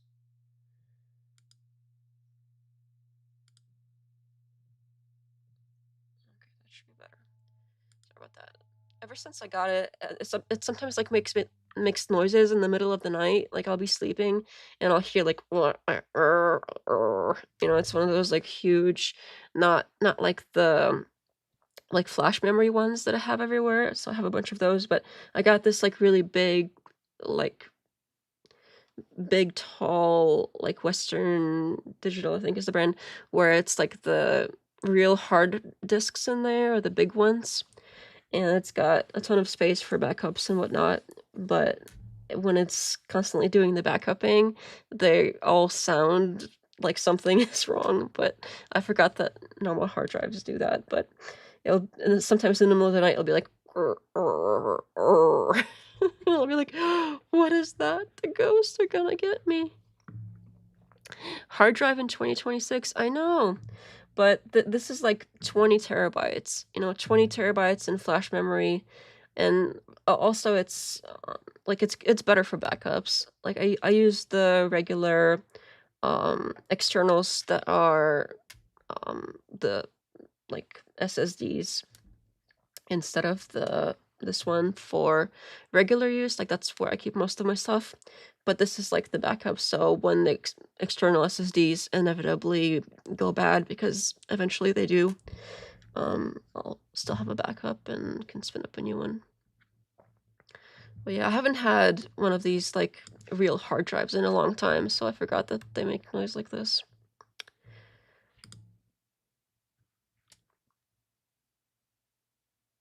Oh shoot, when I tell people I have 25 terabytes of storage, they laugh at me. Yeah, this is, I forgot. I think this one is like right about 20, and then I have drives that are like 8 terabyte flash drive, like SSD, and like all of the rest of these are SSDs. A few 1 terabyte ones, a few 2 terabyte ones, like 2 4 terabyte ones. I don't know. There's literally like a whole like bin. Like, if I unplugged all of them and put them in a basket, I would have like a basket full of SSDs that are like between 1 and 8 terabytes. But yeah, I mean, I have to download all of these at least recently. I used to not use so much memory, but hard disk space. But now that I'm having to like download all of these videos and do all this like video editing work, I found that I really do need all the space. That way I can like pull the clips and the transcripts and really like go through everything. All right, where are we? And laugh. Even Dusty was full of shit in my conversation on your channel with him, where he was like, oh, it was like basically one guy that we didn't even know was doing it, and then he came back, and what are we supposed to do? No, it wasn't. They set the whole thing up. Oh, you go, no, you go, no, you go, and make sure you say this, and make sure you do this. And then they came back and powwowed about how great they did. I mean, my thing is just fucking be on it. Like, is it the biggest deal in the end of the day? No. If it's not such a big deal, why are you still crying about it, Robbie? Why? Because I'm not understanding this combination of they keep saying that it's not a big deal and he's a big boy and he can handle it and trolling's not that big of a deal, it's all fine. On one hand, they say that, and literally in the same breath, they cry about it happening too. So I'm not understanding how those things go together. How can you keep bitching about it and at the same time you're like, it's not a big deal? If it's not that big of a deal, move on. But no. Rick Neal has a ton of photo projects. Can imagine video work must need a lot of, yeah, it takes a lot of space. A lot of space. It's been quite a bit. Like, I didn't even realize how much space I would need until I started working on video stuff. And now it's like just soft, like SSDs everywhere, like handfuls of them. Like, I don't even know where half the stuff is anymore. I think I accidentally went back a little bit. And it's like, with that, you know, like I'm like, oh, I hope, you know, seeing them trolled unsuccessfully. That's it. I said, hey, go fuck yourself. Okay. If you troll unsuccessfully, it means that the other person didn't have a reaction, because the whole point of trolling is to get a reaction out of the person being trolled. You are still crying about it to this day. I would say trolling was successful. I don't see how you could possibly say that trolling was unsuccessful if, like, months later you're still upset about it happening. Like, that is a successful troll. That's what trolling is for. That's it. That's the story. And so I'm not losing sleep. It's not like I'm like, oh, I hope, you know, fucking Dusty and Sarah's channel is like crap. I don't give a fuck. But at least be honest. Yeah. It does seem like people are, and especially he did a whole stream where he was like, F Sarah, F this and F that, and I mean, I don't have all the quotes because, again, this was a while ago. Like, you know, people have moved on. But I do remember that he did quite a bit of, like, mad at Sarah and calling her names and whatever. Like, that was a thing that happened. Yeah, we trolled you. That was an unfortunate pause and on pause. That's it. That's all you have to say. It's like so that like sound. Sorry about that. Yeah, I know. But instead they have to be like, that wasn't even trolling. Oh my goodness, and you have such thin skin and blah blah blah. And how could you see? And it wasn't even. Dude, don't bullshit. Just tell the truth. What's the issue? His like fake voice sounds like more normal than his normal voice. Like right now when he just did like a voice, it sounded more like regular. Oh, that's sad. With that, you know. Yeah, and then if you complain about or say anything back, oh Rob, you're just emotional. You're overly sensitive, and I'm glad that we have an understanding. It's like, but meanwhile, look how they act. Like Dusty. Like the whole reason Dusty had a grudge against you is because you owned him in that debate. Because the debate where Rob ran away and did the whole like princess don't interrupt me thing, that debate that started the whole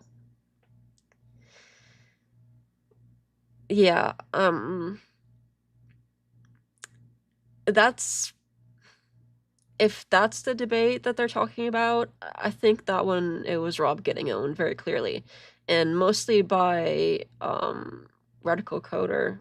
He was actually like, he had a lot of great points. So I don't know if that was the debate they're talking about, or if there was another debate that they're talking about, but I don't know what debate they mean. Rob has 0 comedic timing. That's like a woman saying that you are just jealous. He sounds like one of the dumb chicks on whatever. Yeah, I could see that. What, Rob? What's your body count? Why did you break up with your last boyfriend, Rob? Man or bear? Ricknell says, I don't think I've seen the Rob and Destiny debate. I have a hard time listening to both of them, though, so it makes sense. I haven't seen that one either. I think I've seen, like, I tried, like, clicking through it, but I couldn't watch it. It was, I don't know. I tried. I remember that it happened, and it was, like, a huge deal for Rob, and I didn't really even, like, know much about Rob at the time, and that was, like, Destiny is a big name, and I know he had a lot of, like, videos about Destiny, and even after the debate, I mean, rightfully, he clipped a lot of it, but I couldn't watch it either. I tried. I was like, oh, you know, I usually, like, I usually like manosphere-related people versus, like, leftist people debates. I find those interesting, but this one, it just wasn't really, I don't know. I couldn't do it either. Oh, I accidentally clicked again. Told you. Bullshit. And then what are you, Dusty? Buddy. And yet, he watches my show almost every night, and he calls in. It's like, I don't get it. Like, really? I mean, I watched Dusty on and off, and I haven't seen him, like, do a lot of, like, Rob stuff recently. Besides when Rob brings up and freaks out and things like that, but, like, just on his regular show, I don't remember seeing that. But he has a lot of shows, so maybe I missed it. That could be it. It's very similar to that. Yeah, dude. Go ahead, sorry. Go ahead. No. You could go ahead. Go ahead. The whole beef in the first place, like it's frustrating when it comes to the moderate. And I do realize I will take defend Sarah a little here. I guess I misunderstood what, like, the open panel was supposed to be about. I thought that the open panel was this, like, me and you have a debate, and Speakeasy's moderating. And then we debate for 2 hours, and he's like, hey, I'm going to open it up. I assume that meant that panelists come on to address me and you, right? Vic, I thought you were fucking wrong on this. Rob, you're a fucking idiot because of this. And so still, it's like, it's not that we're smarter than or deserve more attention than, but we're on a... When people say things like that sentence structure, it's not that we're this or that, like, good stuff, but it sounds like you think you are, like, smarter than and better than. You're just, like, acting humble about it, which doesn't look humble. Hello, Abe Dinkus. How are you doing? It's going well. It looks like Rob was doing some crying about Sarah again, so we're just closing out the stream with a little bit of the drama. Different tier of the open debaters in that you could remove one of them. Like, if there's an irreconcilable difference and one has to go, I'm sorry, open panelist guy, you have to go. And so there's a bit of decorum still, even though it could be a little more chaotic. Of course, you expect that. And now I realize that so many of those people, it's just like a shit show. And I don't think she's ever claimed anything otherwise. Like, open panels are always supposed to be, like, isn't that aren't they called like something like that too? Like open panel dumpster fire or something? Isn't that what she says? I think she says like she calls it something that's very clear that it's not supposed to be like organized. Like I saw that. I'm pretty sure it's called like open panel dumpster fire. If you're on something called open panel dumpster fire, I think you can expect it to be like dumpster fiery on purpose, right? One of the things is I was going back and watching. And here he looks like he is admitting it now that it was actually supposed to be like that, even though he's still doing it in a way that's like, still kind of victim-y, but whatever. At least he's somewhat admitting it. The whole fallout that night where they were trolling me was that Dusty was like, go back to one of the first times like that me and Rob had an interaction and blah blah blah. And what it was this illustrates the whole point to me. I'm like, it was Andrew was on the panel and he had debated someone, and then this guy Fatty was going to Andrew about something. I can't even remember the topic. Now I'm listening, and I got to be honest, I share a little Fatty's frustration where it has to do with whether or not something's moral. And Andrew, who's debating things from a philosophical point, is like, well, we have to define morality. But me, who's debates from more of a pragmatic side, is like, I'm willing to say, unless it comes up, that we have a similar idea. Now let's look at the pragmat. So I get Fatty's frustrated. So, Andrew leaves, and I was just trying to say, Fatty, I will accept your definition, and let me give my take on, in a pragmatic sense and not a philosophical sense, sort of where we go from here, right? And, they all grow their big balls as soon as Andrew's going, oh, you're here to just suck up to Andrew? You're just here to blah, blah, blah. I'm like, no, actually, I'm saying I'm not debating like Andrew. I'm going to take it in a different, blah, blah, blah, blah, blah, blah. And Sarah puts me and Dusty in a one-on-one. What is this story about? Okay, I could kind of see how, like, yes, I have noticed that when Andrew is on a panel, it's kind of all about him because he is, like, the biggest name in the group. So everybody tends to, like, focus on him more. And so here, what he's upset that people don't treat him the same way, that, like, what you... I mean, Rob, you're no Andrew Wilson. I know he is, like, my lolcow that I'm focusing on, but you're just not a good enough lolcow. Like, you don't have as much content. It's not as, like, entertaining. You're just not... I don't know how to break it to him, but he's not like Andrew Wilson. So the fact that they don't treat him the same way, like, that's normal. They're like, duh. We're just like, why are you gay? What do you want Andrew, huh? Why are you gay, man? Huh? What's up with that? Why are you gay? Blah, blah, blah. And like, then I realized, like, oh, that's what Sarah wants. That's what Dusty wants. Like, I'm there because it's like, I'm actually, yeah, you can have fun, and I don't mind an insult or two. It's no problem. But that's, secondary to we're actually having a discussion. They want that. Let's just fucking call each other gay. And let's pull up clips of some fucking, shirtless firefighter or some chick getting on a horse. And I'm like, oh. To be fair, I'm not a huge fan of, like, those intermission, like, AI things, but whatever. Eric Neal says not enough of our local for definite. Oh, I get it now. This place. Yeah, if you want to be my special lolcow, you gotta have, like, a certain. It's gotta be like a quality lolcow. This isn't for me. This place can fuck off. But that doesn't mean if they don't talk shit, or if they talk shit, I'm not going to respond. But it's weird. It's weird for someone like me that actually, I'm like, yes, I want to debate people on a. I see Speakeasy in the chat. That's why I love going to Speakeasy's channel. We have fun. But it ain't that. It's like there's actually discussions going on. Yeah, no.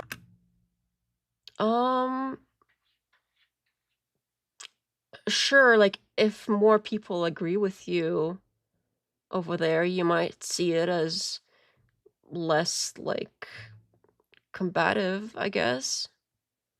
But I think it's pretty clear that if you go on, like, Sarah's panels, there's way more like leftists there than there are on, like, the Speakeasy panels, because I haven't seen that many on Speakeasy. It seems like it's, like, very heavily, like, there's not that much disagreement Like the things that they do disagree on aren't like as big as the disagreements between like left and right. It's mostly right wing as far as I've seen.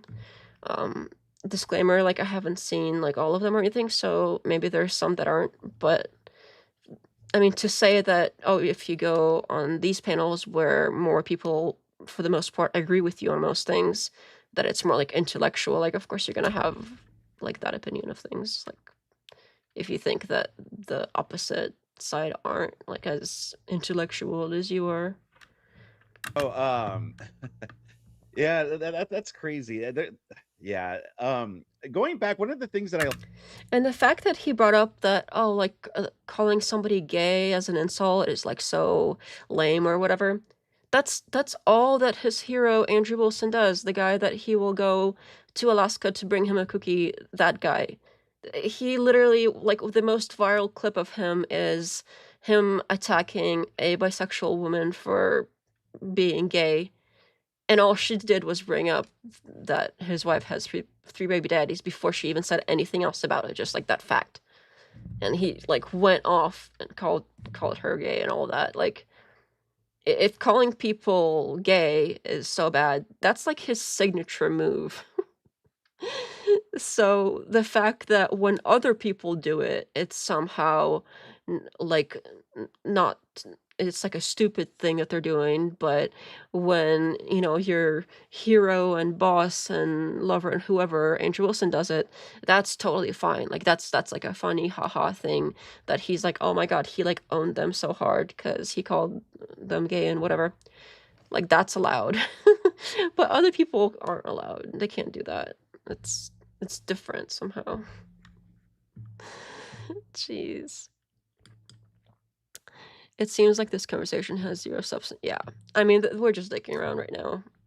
Any kind of like shade, that's not the right word. It's like any kind of substance adjacent stuff. That's we've moved past the substance. I do wonder how long they're gonna go on about this though, because this is a long stream and I'm not gonna play all of it. I just want to, like, I happened to cross it and I was like, oh, what are they talking about? And to my astonishment, it was still that same drama. I was like, holy crap. But yeah, it is getting kind of late. I think we'll do maybe like a few more minutes and then we'll call it a night. Liked about when you guys were going at it on the channels that you actually called her out for something, because it was something that I was like wondering, because she asked you to apologize to RTP after RTP was like, hey, what the hell? Wait, can you still hear me? Yeah. Oh, yeah. Your video went away, but I hear you.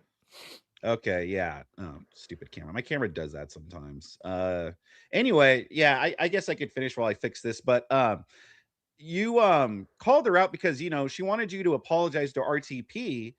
And I was always wondering, like, well, did she ask RTP to apologize for some of, like, for starting the personal stuff? Did she ask, you brought up, you're like, did you ask Connor to apologize for saying I'm going to beat you up or whatever? Yeah. And notice she never answered, and you called her like, yeah, that's what I thought, because you didn't tell Connor to. I swear, this level of gossip, I can't even follow it. Like, you would think, like, me being the woman in this situation and them being the big, strong, manly man here, I should be able to follow the gossip more than he's got this, oh, well, he said, she said this, and he said he's gonna apologize, and what if this person apologized to this person, but she didn't agree to say that. I don't even know what the hell he's talking about. I tried my best to use my, like, womanly intuition with our, like, innate, sort of skill for understanding and following gossip. I tried to, like, dig deep down and use that, and I could not follow the level of gossip that he's got going on there. Like, I'm, like, over here, and his level of gossip is, like a Valley Girl high schooler, like, way up here. Like, I can't possibly reach that. I have stuff of gossips. I can't. I tried to. I don't know what the hell they're talking about anymore. Oh, really, Jerry? Oh, thank you so much. Yeah, Rob's a girly man. Rickon says he said that he said that she said that she heard her say that he said they ever heard her say him say. Exactly. That's what I kind of heard. Like, if you said that's exactly what he said, I would believe you. Oh my goodness. Anything about that, huh? She was like, "You don't worry about it," and I like that you called her out for that, because that was something that I was wondering too. Yeah, it was. So the DMs that she would send me, like, here's the deal, right? Oh, we can see your real background. Yeah, doxing my room. So I used to, like, brief side note, I used to, when I streamed as a hobby, I'd had this job with home healthcare, right? And part of it was, even though I wasn't doing anything wrong, I'd only stream when I was off the clock. Still, you're nervous about the background, whatever. What if you accidentally let some piece of relevant medical information that someone could hyper zoom in on the background that was on a calendar or something that was slightly off screen or whatever? So I couldn't figure out how to do what you're doing there with, like, the green screen. So I brought this absurd thing called a web around, and it was this big fucking piece of, like, cloth that would go behind you, and you'd tape on the back of your chair. It was the silliest shit, but oh, I just got a curtain. I don't know what he's talking about, but just use a curtain. I thought about getting a green screen, but I don't know. I find them kind of tacky. I did that. There's never, like, I don't know, with the green screens, it's very obvious that it is one, and a lot of times it just it reminds me of, like, the Karens on Zoom and like at like work, using all of the, like, green screen, like, fun backgrounds for their Zoom at work. That's what it reminds me of. And you can see, like, you can always see, like, a green outline in people's, like, hair, and see, like, his arm is cut off there. Like, I don't know. That's why I didn't do green screen. But yeah, just not a fan. My ex was a Twitch e-girl. She had one of those chair attachments. Oh. Okay, so it is a thing. Bricknell uses those. Oh, the backgrounds, not the chair attachments at work. I imagine you're talking about the chair, the Zoom backgrounds. I forgive you. Plus, like, in the office at, like, Zoom, you're kind of expected, but when it's, like, for YouTube, I don't know, it seems too, like, office colleague with the green outline than, like, entertainer. I don't know. It's just got that feel to it. But I forgive you for using the fun backgrounds at work. I think when I do it, I just, like, blur the background or something. I don't put, like, anything else there. But that is okay. Go behind you. Times where I accidentally showed, like you did, I was like, you know what, fuck it at this point. You know, what have I got to lose? But wait, did he just say F it if I show somebody's, like, medical information? What? Yeah, I did that. It's like kind of like a green screen. Yeah. Yeah. So I did that enough times where I accidentally showed, like you did. I was like, you know what, fuck it at this point. You know, what have I got to lose? But yeah, I mean, she sent me that message. Everything was good with me and Sarah until that night. I think that's when things started to turn. That night. So this one night I got, like, this DM from, like, Sarah, and then she was like, oh my god, and I was like, oh my god, and ever since that night, like, it was just, like, never the same with us, like, you know, like, those DMs, like, you know, oh my god. I can't even. Oh my goodness. There are 5 people who work at your company. All sound like you're a corporate. Yeah, I am in a very large company. Unfortunately, there's ups and downs to it, but I do work for a very big one. All right. Let's see. I can probably do another 5 minutes of this, and then we'll call it a night. Because of my... Oops. Because I do have work tomorrow. And I debated RTP, and I was shocked. Quite frankly, I was taken aback. We need an AI parody of Gossip Girl, Rob. Why do you need an AI parody of it? You've got one right here. He's already Gossip Girl, Rob. It comes naturally. It was like 4 a.m. We finished the debate, did open panel, whatever. I got a shower, go to bed.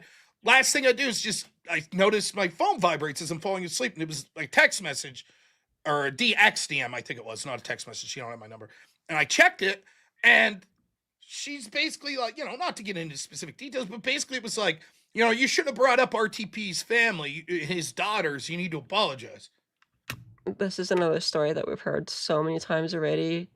And the way that he retells it is so it's so dramatic. Like, oh, I was doing this at the time, and I was like, oh, the message, and jeez, it must be so serious for him the way he keeps bringing the same stories up over and over again, and how much detail these stories have. Like, if this wasn't that big of a deal, he'd be like, oh yeah, I got this DM, it said some shit, whatever. But this is a thing for him. I can't take that away from him. Nobody ever can. It's a very formative experience for little Rob. And my first reaction is like, what did I say? Because it's not beyond me talking fast that oh, fuck, maybe I do need to apologize. And I was like, the only two things I remember saying were, one, he said he would titty F me. And I was like, is that the type of language you have in front of your family? That is funny. Even this cool Vic couldn't help but laugh at that. That's a good, I don't know, if I had beef with somebody, that would be a good creative what is it called? For some reason it's late, I can't think of the words. But like a comeback or something. Like if somebody said something shitty to me, they'd be like, oh, I'm gonna TDF you to a dude. That's a creative comeback.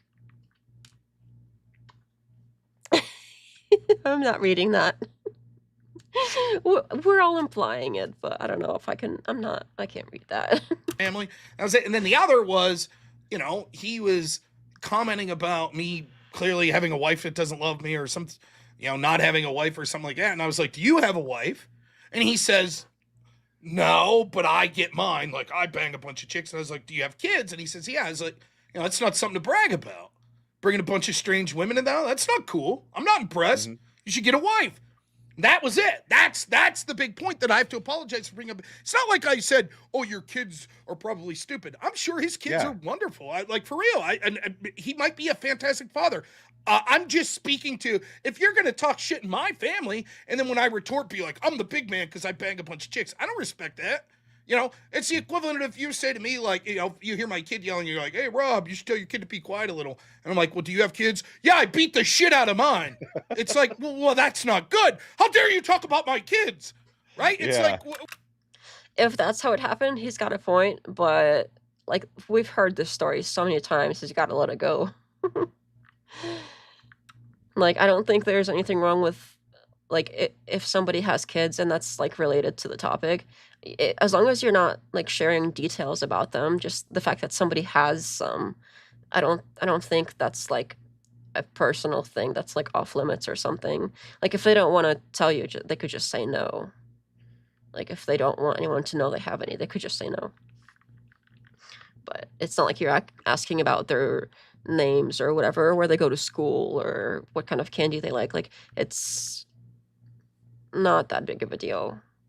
The fact that somebody has some, and some things that are more about how somebody, what kind of parent somebody is, could be related without going in detail about the children themselves. So I personally don't see it as a big deal either, but the fact that he's still crying about it is kind of sad.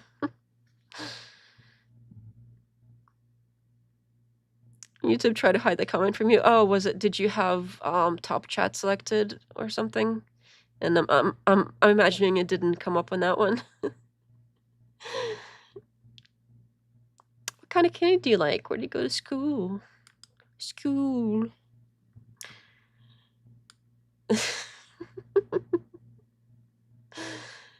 Have like a van in the background. Man, because I bang a bunch of chicks. I don't respect that.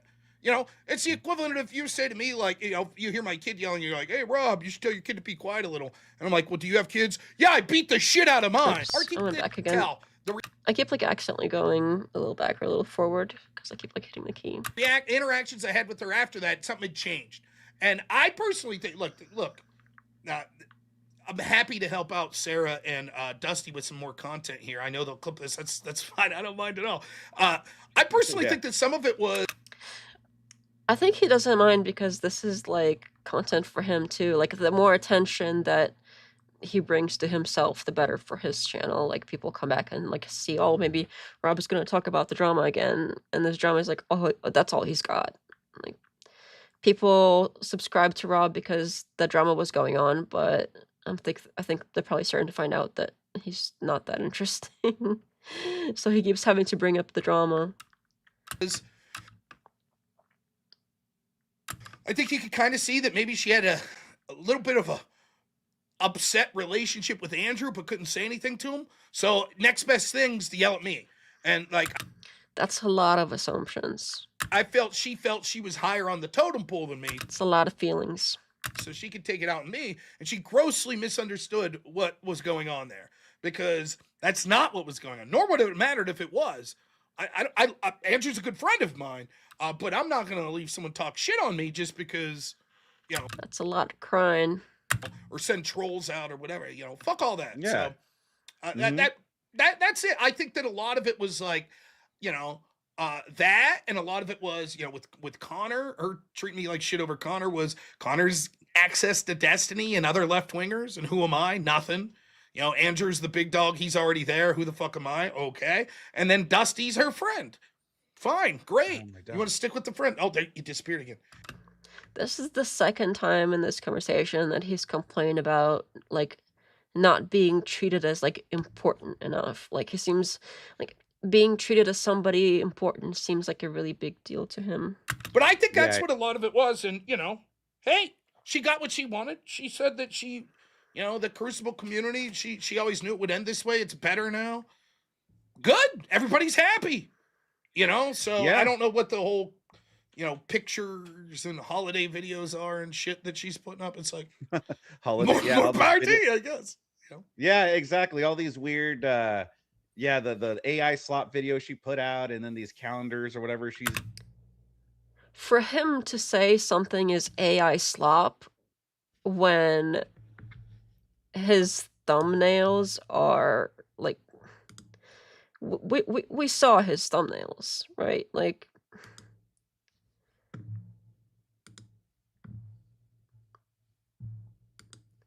this is the guy that says somebody else's stuff is AI slop when you've got this shit going on. I mean, my dude, come on. I mean, you got, when your YouTube looks like this, saying somebody else has AI slop, I mean,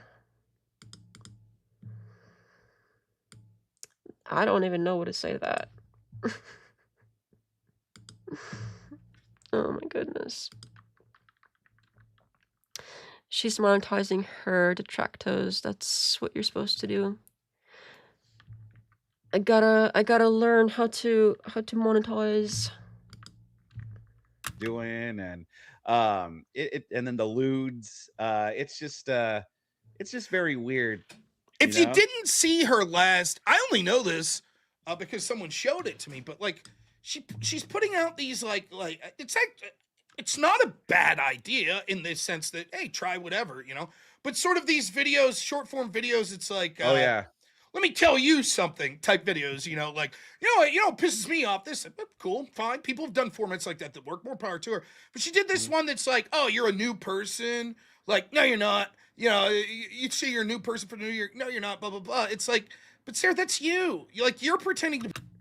I haven't seen those yet. I think I saw them. I haven't gotten around to watching them. I think Rob has seen like more Sarah content than I have recently.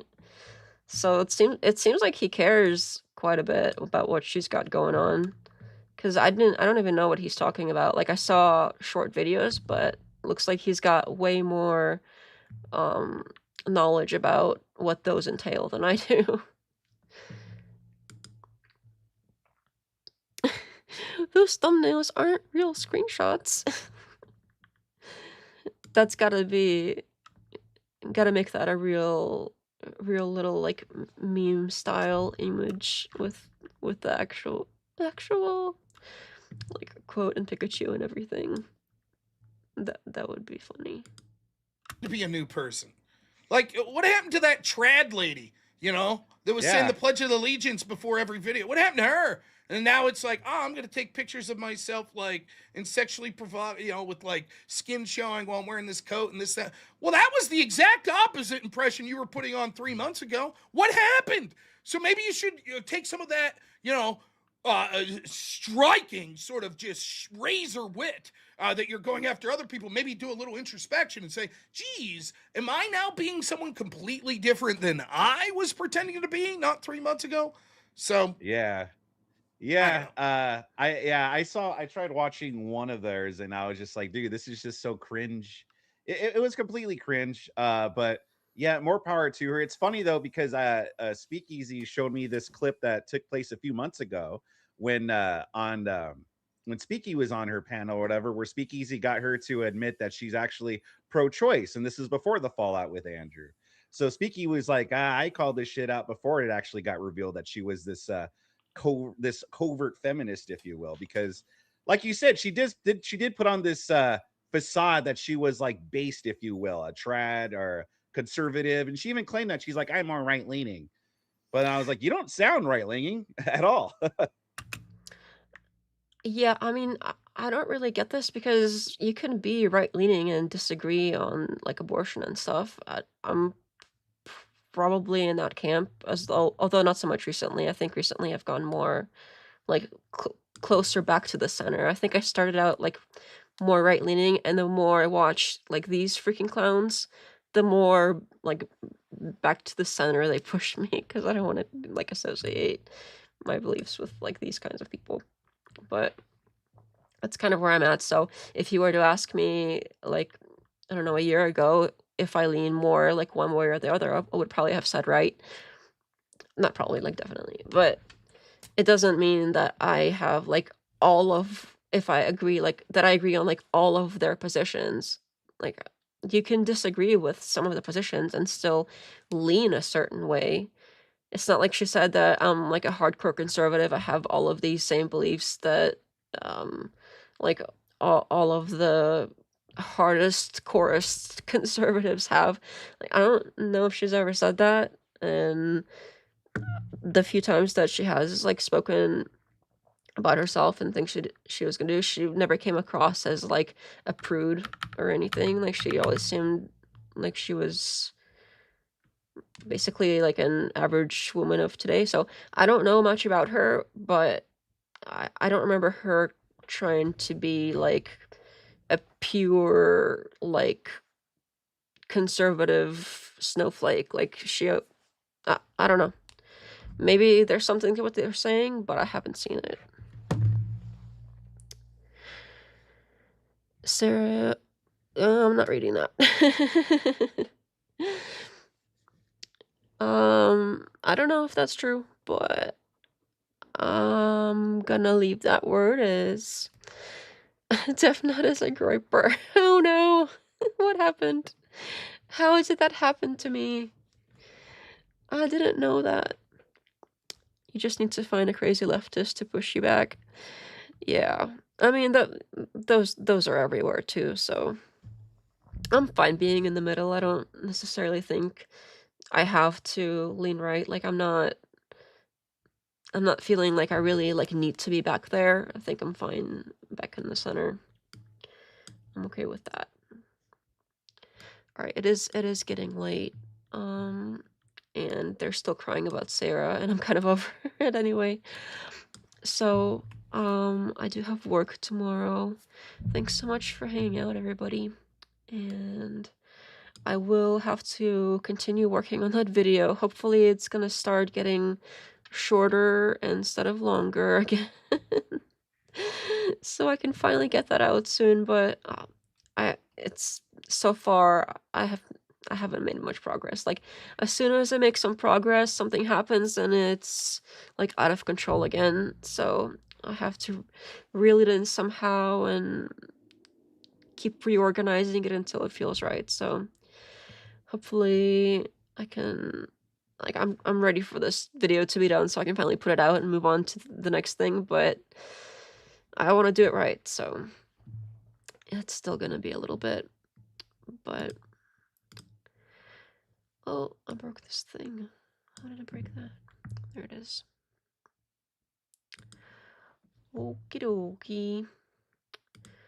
So thank you for hanging out, everybody. It was fun chatting with y'all. I really appreciate you being here and giving me company and laughing with me at all of the ridiculousness. And I can't wait to finish. I can't wait to watch the 7-hour finished product. That's where we're heading. And I appreciate your content. Thank you so much. I'm glad that you like having me around. I like having you guys around. And again, thank you so much for the monetary support. It means a lot. I am so grateful. I didn't expect that at all. So thank you so much. And I am happy you're back. Say hi to the bird. I will say hi to the bird for you.